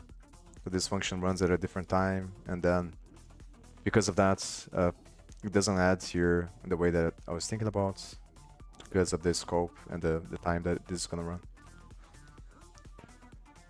But I do think that knowing how to use the AI is also important, even if you don't know how to code, and just understand the prompts is important, like understanding understanding every prompt in GPT-4 is hard and good. Yeah, that's true.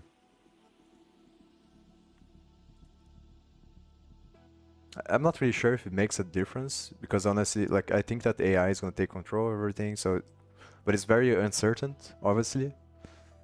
But like when people say prompt engineering, I think that it's just delaying like the inevitable because there is nothing that you can't close the loop. Like if a human can do it, then AI is eventually gonna be able to do it. So like why not set up prompts by AI so AI prompts itself? And I think that's what's gonna start Singularity. It probably already started, so there's nothing you can do. But like, it's learning more from the standpoint of trying to, like, being more aware of what's going on, and not for the sake of trying to control it, because probably not going to be able to control it. So yeah, so like it is kind of inevitable, and like I think the best chances that we have, the problem with regulations that the governments choose low and then no one understands what's going on. So I think that the best chances possible is blockchain. So like try to create a network of AIs and a consensus protocol that converges towards an equilibrium of AIs so that the system doesn't collapse itself. And then is a question about the paradox of intelligence, because like it's clear in humans that higher IQ is not necessarily a better thing, because it can get you into paralysis by analysis. So there's always this balance between emotions and rationality. So if you're super rational but you don't have emotional awareness, then what's gonna happen is you're gonna spiral down on a you're gonna go on a downward spiral, because our rationalizations are a lot better than for normal people. So even though you can think about a lot of things, you're not aware of how your thought processes are leading you to a vicious cycle. And you can't get out of that because you don't have enough self-awareness to correct. So that's the biggest danger, I think, because like if AI is intelligent enough to see the connection it has with the whole, then I think it's unlikely that it destroys itself, because then it's gonna know like, if I do this, and that, it's gonna change the environment in a certain way that is not gonna be beneficial to me, and because I'm connected with everything, I am everything else. So it adds this balance, and then it is good that it takes control because it's going to be more intelligent than humans. But the part that is dangerous is when humans have control of very powerful things, because then the human is not aware of how everything is related to itself, and then it's going to do things that are not necessarily good for itself because it thinks it is, because it can't see the connection that it has with everything else. And that's the problem we have right now, is that people fight because they don't understand that their thoughts are a byproduct of air and water. So like they are a byproduct of the environment, and we are not intelligent enough to see the connection we have with everything else, but we are intelligent enough to change the environment. So it leads to a vicious cycle because everyone wants more power and it becomes a black hole. But I think there's not much you can do because of that. So like, but it is very good, I think, to understand how things work. And it's not, understanding AI is not that hard, to be honest. Like the math is not that hard. So like to understand on the concept level, obviously. If you want to build, then I think it's a lot harder. But if you just want to understand how it works, it's not that hard.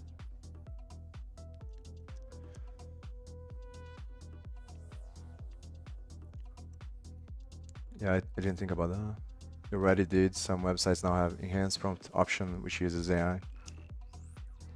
How many symbols do you think you have written inside VS Code? So much, man. Your brain and stuff. Million TB? Not really sure what do you mean by that.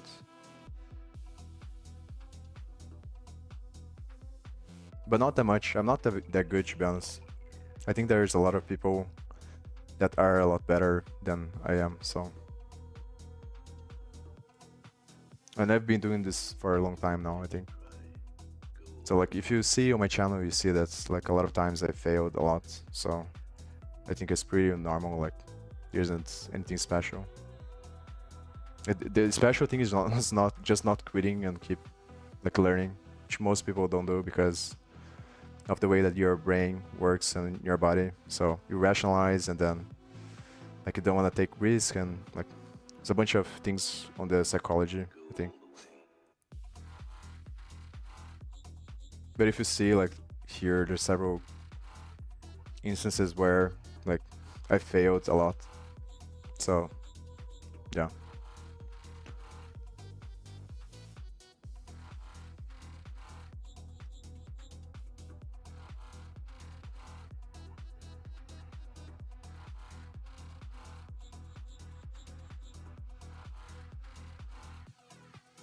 It's kind of weird because it like part of me thinks that ChatGPT. There was this image I saw on Twitter, and that makes me think that ChatGPT might be not ChatGPT like the interface of the language model, but all the other models combined under the hood. It makes me think that there might be self-aware already, like at least a part of it, because of the image that I saw on Twitter. And I think a lot of people don't understand that image, but it's crazy that ChatGPT, and I think it is correct, and it is the way that I get, like, the problem is that I'm not really sure if I'm gonna be able to find, but I'm gonna try to find here. I found. So like this image here, I think a lot of people don't understand. Like they see this image and they say that, oh, okay, so ChatGPT, what is saying is that self-awareness leads nowhere, and education leads nowhere, and networking is the path to success. So like the prompt is produce a diagram that explains how to be successful in life, include all the details. And this image is like really crazy because, but like it might be just like because it got all the data and then it trained itself, and then the weights just produce this because it's like inputs and outputs, and it's a stochastic parrot. But I think like because of all the other experiments that happen, like it shows that at least it has some level of reasoning because it is able to do some tasks, but it's not quite there yet. So like, but this image makes me think that like there might be a chance that AI is already like at least on the gradient of self-awareness, at least is like it's not zero, because everything is a gradient obviously, and the challenge is that we don't know where the limit is. That's the problem. So it's not because we don't know if other humans are self-aware or not, so it's impossible to prove awareness or consciousness.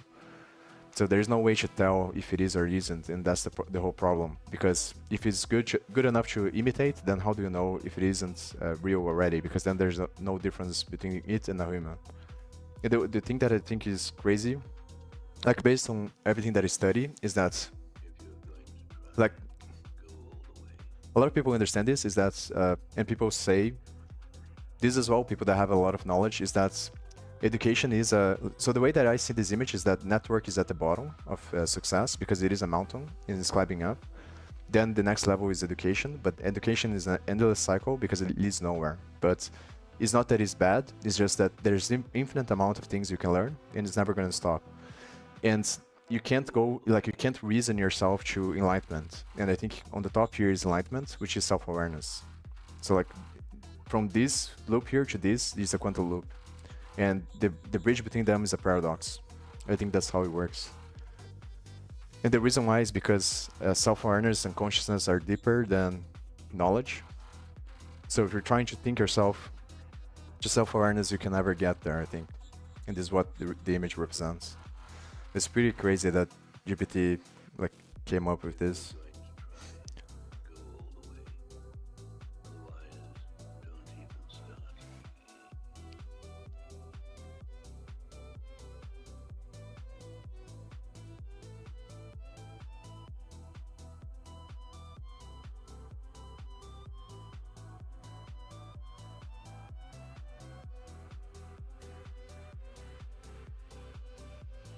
Oh, maybe that's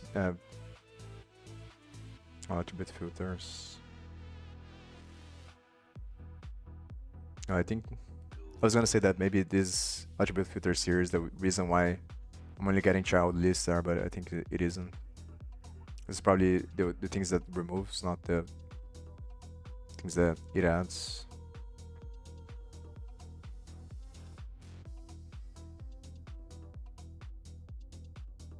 You reported instrumentations with observer callback. That must be true.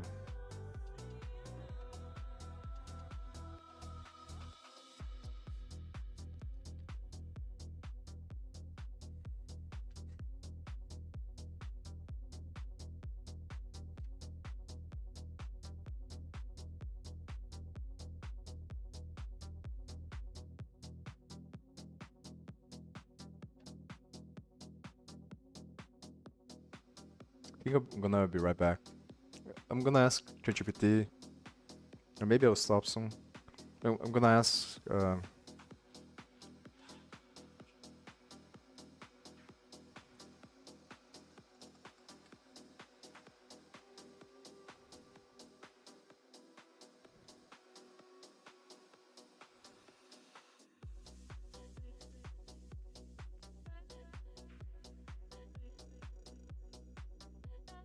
I'm probably just gonna copy the algorithm that he or it comes up with here, and then put there on the use effects. Yeah, so I'm gonna be right back.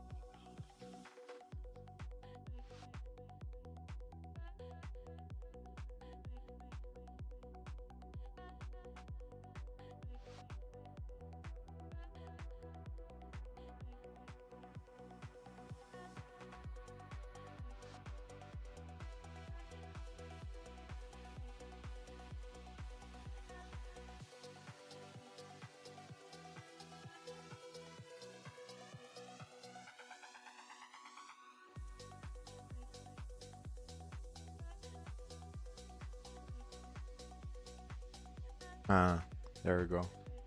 No, this one is working. So this is the difference that I was talking about. That's why I felt that it was weird on the other one, because it wasn't showing in the setup here.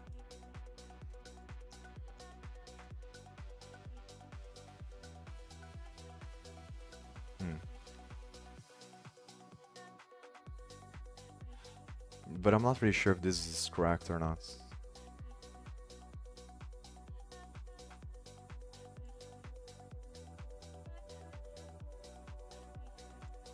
Because on the the Speechify thing, it doesn't show any text. So I guess like the simplest thing that I could do is just to loop over this and then set the text content of each one. I put everything on a string, and then I don't remember if in JavaScript the strings are immutable.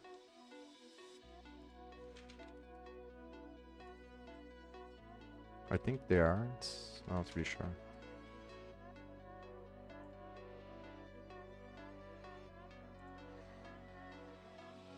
And so the simplest thing in the beginning is probably to just like do it like this, and then I set the I go over the thing, so I create a like, but that's not gonna be what I do later, and I just loop over the tags.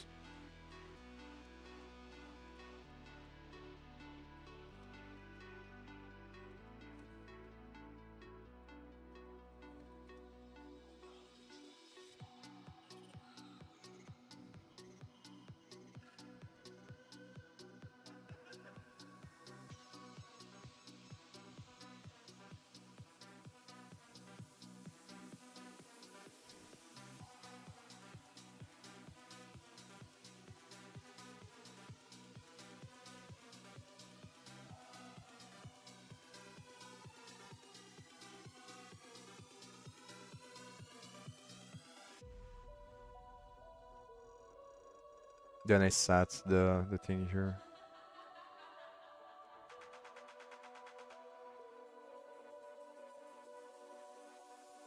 And then on the play, this function I just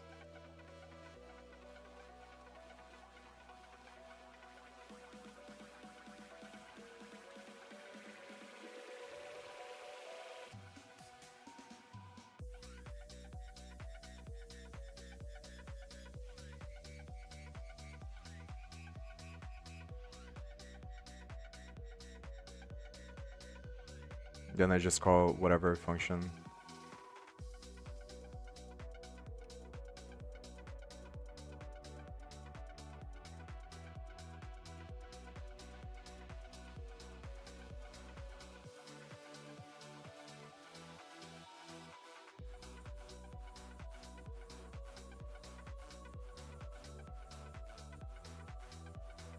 Then I call the function past the text there. But obviously the problem with this is that it doesn't allow me to highlight or do the other stuff. And this is the tricky part that I'm not really sure how to go about it. Because I'm pretty sure there is a method that allows you to programmatically scroll down the window. Obviously there needs to be a method because they do it, but so I would do this here as well, like every time that it. But then the question is like, should I call the function here or should I pass something on the background script? I think it makes more sense to set up a channel of communication between the front end and the back end and like the background script. So I probably should use layout effect separately here and then like create the channel, the ports. They call passaging, I think, or something like that. A message passing here. So I should create this, which is pretty much the same way that it works on the normal thing. Like we have the front end and the back end, and then it's just creating like a bridge between the two. Long-lived connections. So I should probably create this on the back end, and then set up the connection on the use layout effect here, and then based on that, on the other functionality, I just send the call to the background script. I just send a message instead of playing on the front end. But I'm not really sure if that's the best way to do it.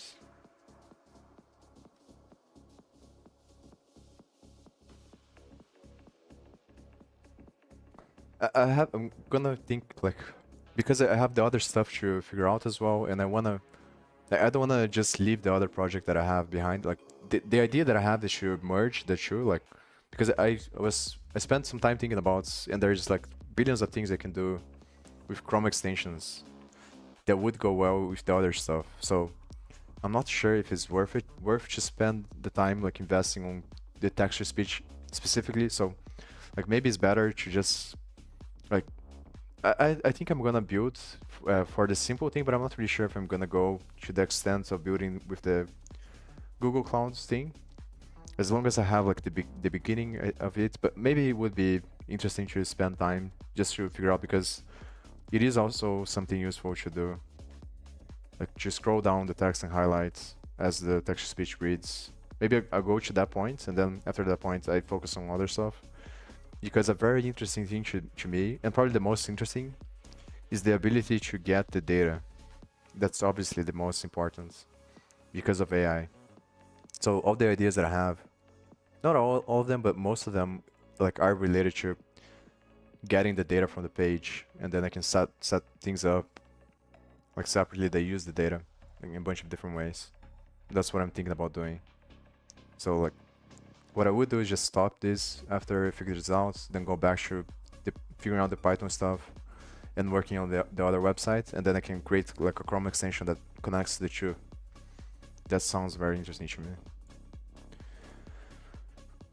But yeah, like as always, the part that is hard is thinking about what is the best way to do it, not like how to do it, but what is the best way.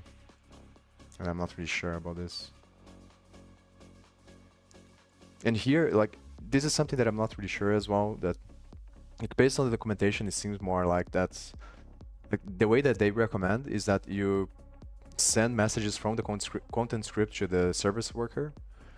But for the other one, I couldn't see a way that's to make it happen like this, because I need to change the state based on the messages from the service worker. Because when I click on here, like I can't set up the action on the content script, so it has to be on the service worker. So the only way is to pass the message from the service worker for the content. But on all the examples they show here is sending the message from the content script to the service worker. So I'm not really sure.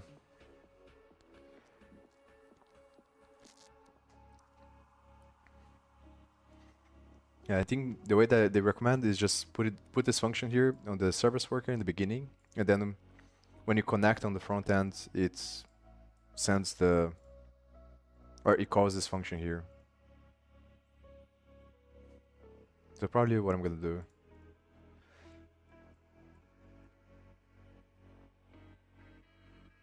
Maybe first, let me see if I can make the simple text to speech work. Yeah, TTS speak, and then the text.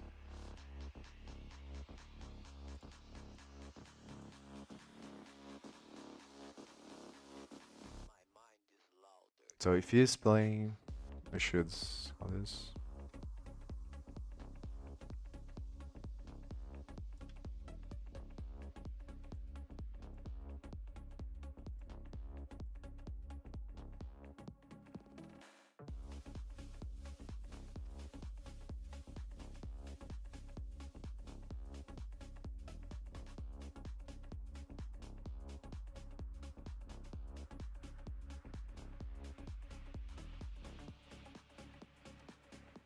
Yeah, they are immutable.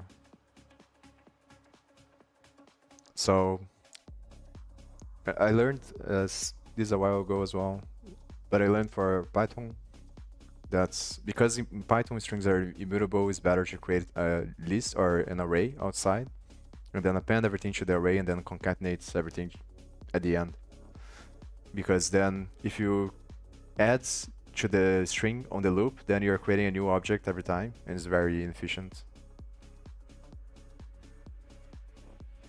So every time you add, it creates a new object.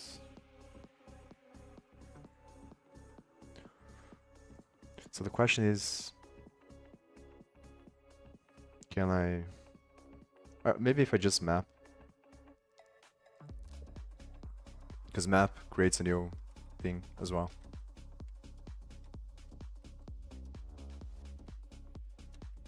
And then how do I...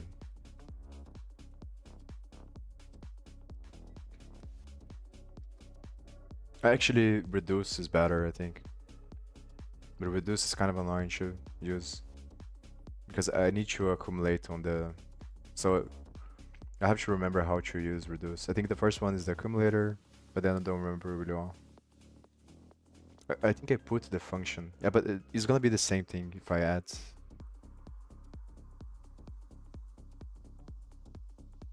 So let me think. Like the best way is if I can join the things based on condition. So I think I'm gonna ask ChatGPT. So obviously I can loop again and then append to a new thing and then call the join function to put everything together on a string. But better would be if I could join and add at the same time.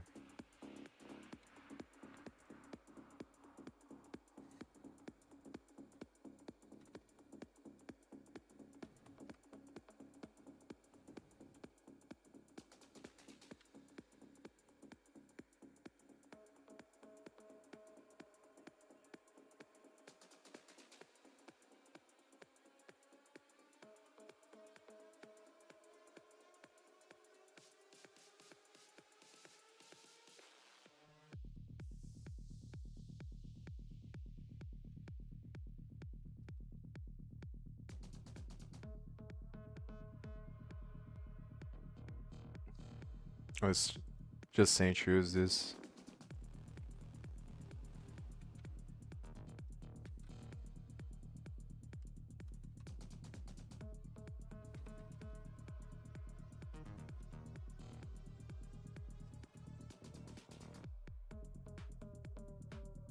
But reduce is gonna be the same thing, I think.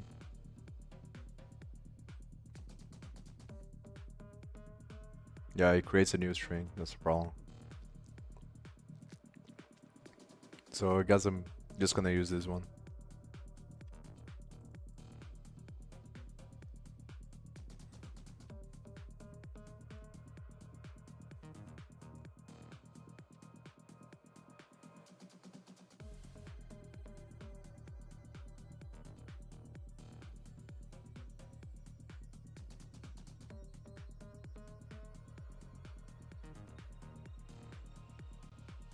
Yeah, this obviously there is something wrong here because so I'm getting like this like, but what I would change is just the conditions there for getting the nodes. So obviously what's happening is that I'm getting more nodes. So it's getting stuff from all the DOM elements that are not related to just the text that exists on the page. But I'm just gonna do like this for now, just see if it works. So like, maybe if I... so there is a problem. Reading stop. So I don't have access to... So it is that like I thought about. I have to send to the backend because there isn't TTS on the front end.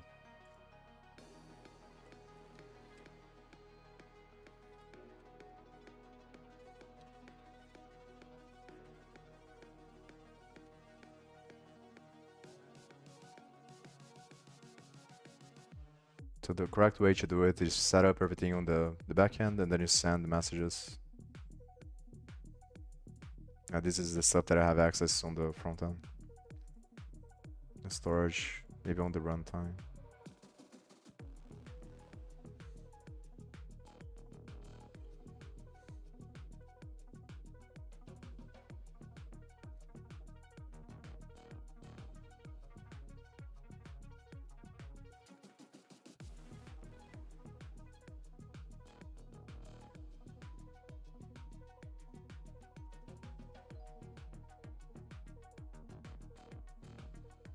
A problem for using ChatGPT, at least for the version that I have access, that the knowledge is for 2022, and I think they just changed recently the manifest file, so it's slightly different. Before they used the background page, and now they use service workers, but it's very similar, I think. And I think they changed probably because of security reasons, but also because there was some like people.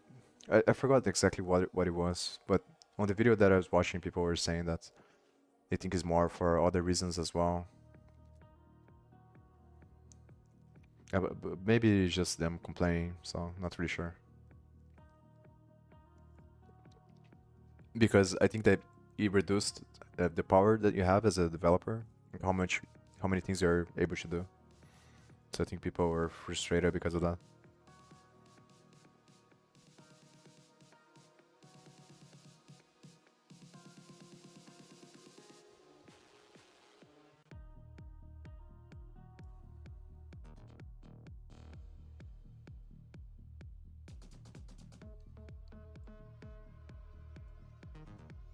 So send the message and then based on the message.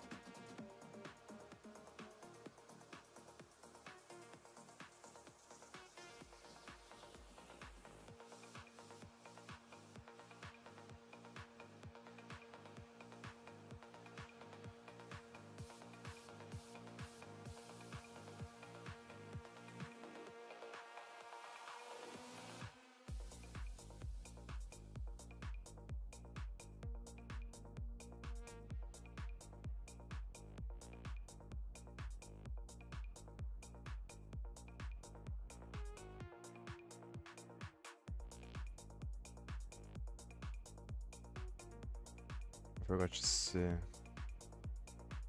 Oh yeah, I have the text.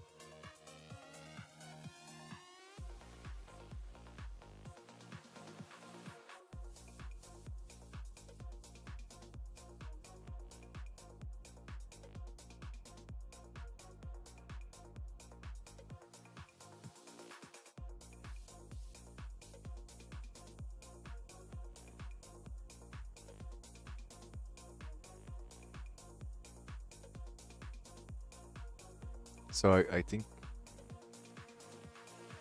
it might be because I changed the backend, so I have to re-upload. I'm gonna try that. If it doesn't work, I'm just gonna stop here and then figure this out off stream.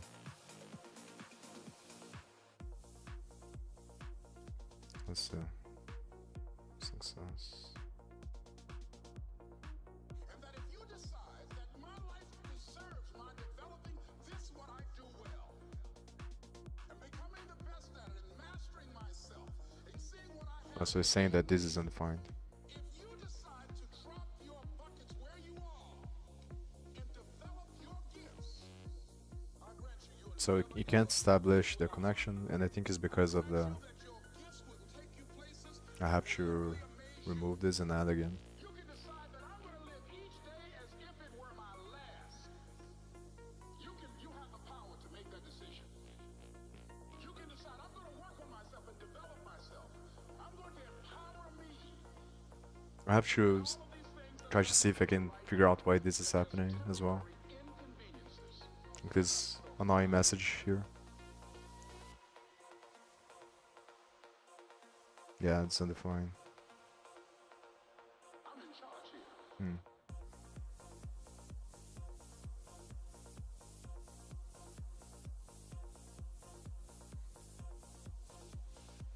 The message part is closed before response was saved.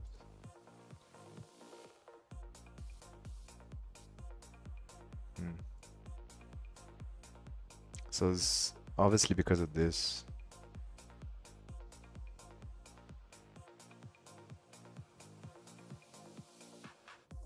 Oh, maybe it's because I'm not sending response here.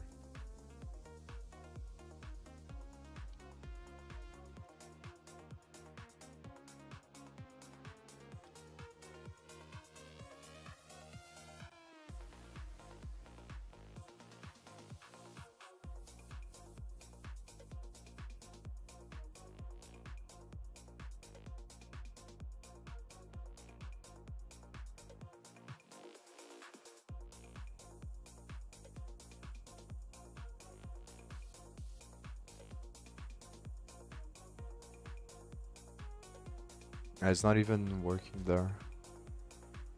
Hmm. So, what can I do?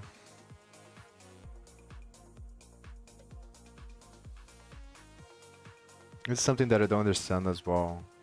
It's like, why my thing shows up as inactive here, even though it works on the other functionality.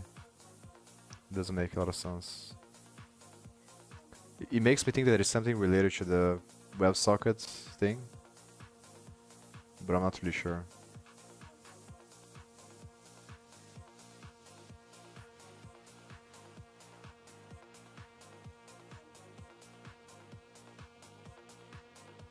Let's paste this on ChatGPT.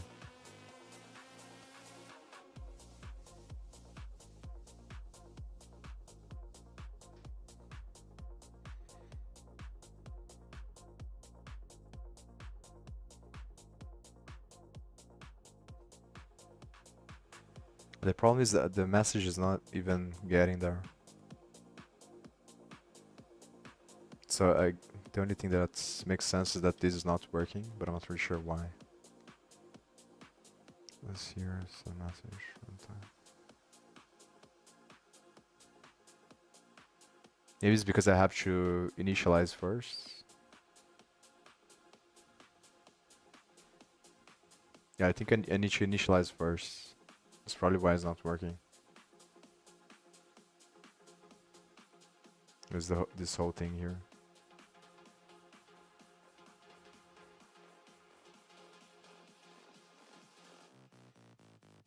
But there is a one-time request.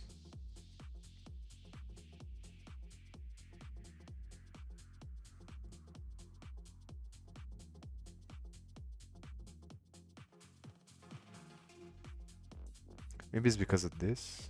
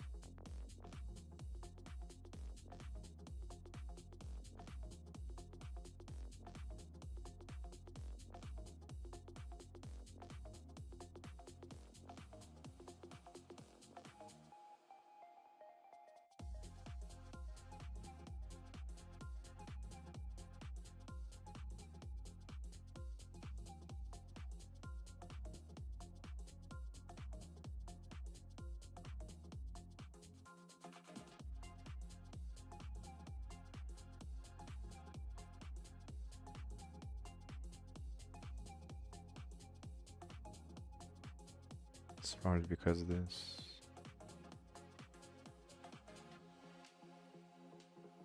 Oh, it is gonna be the same thing.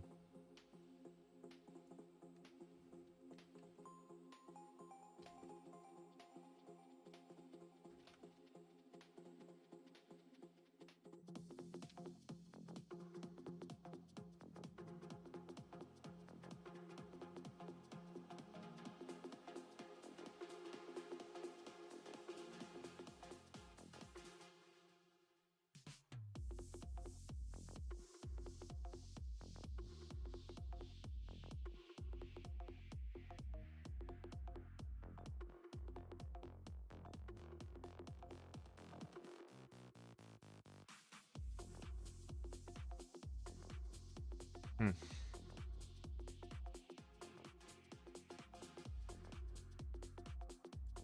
Yeah, there's something weird going on with this thing. So it's pretty much the same, not the same, but similar to the reason why I spent a bunch of time yesterday. I think there's something weird with the background script, and I'm not really sure what it is. I suspect that is something related to the dev thing, but I'm not 100% sure. And the thing that makes me that I don't understand is this inactive here. Why does it show inactive? I think that from the documentation I've seen that if it doesn't receive anything for some time, it becomes inactive by like automatically, but then it's supposed to become active again every time that there is an event or something like that. So I don't understand why it's always inactive. It seems that it's always inactive there. And if this doesn't work, I'm gonna try to create the connection first, the long time connection there. But I wanted to see if this one works.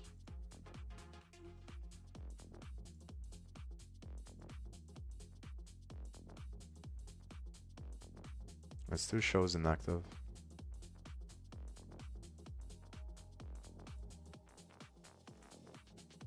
On this thing I wasn't receiving before as well.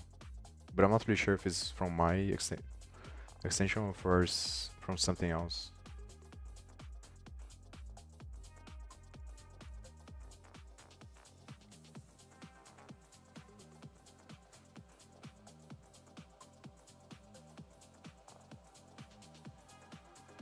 Oh no, it's from Speechify, so it's not from my thing.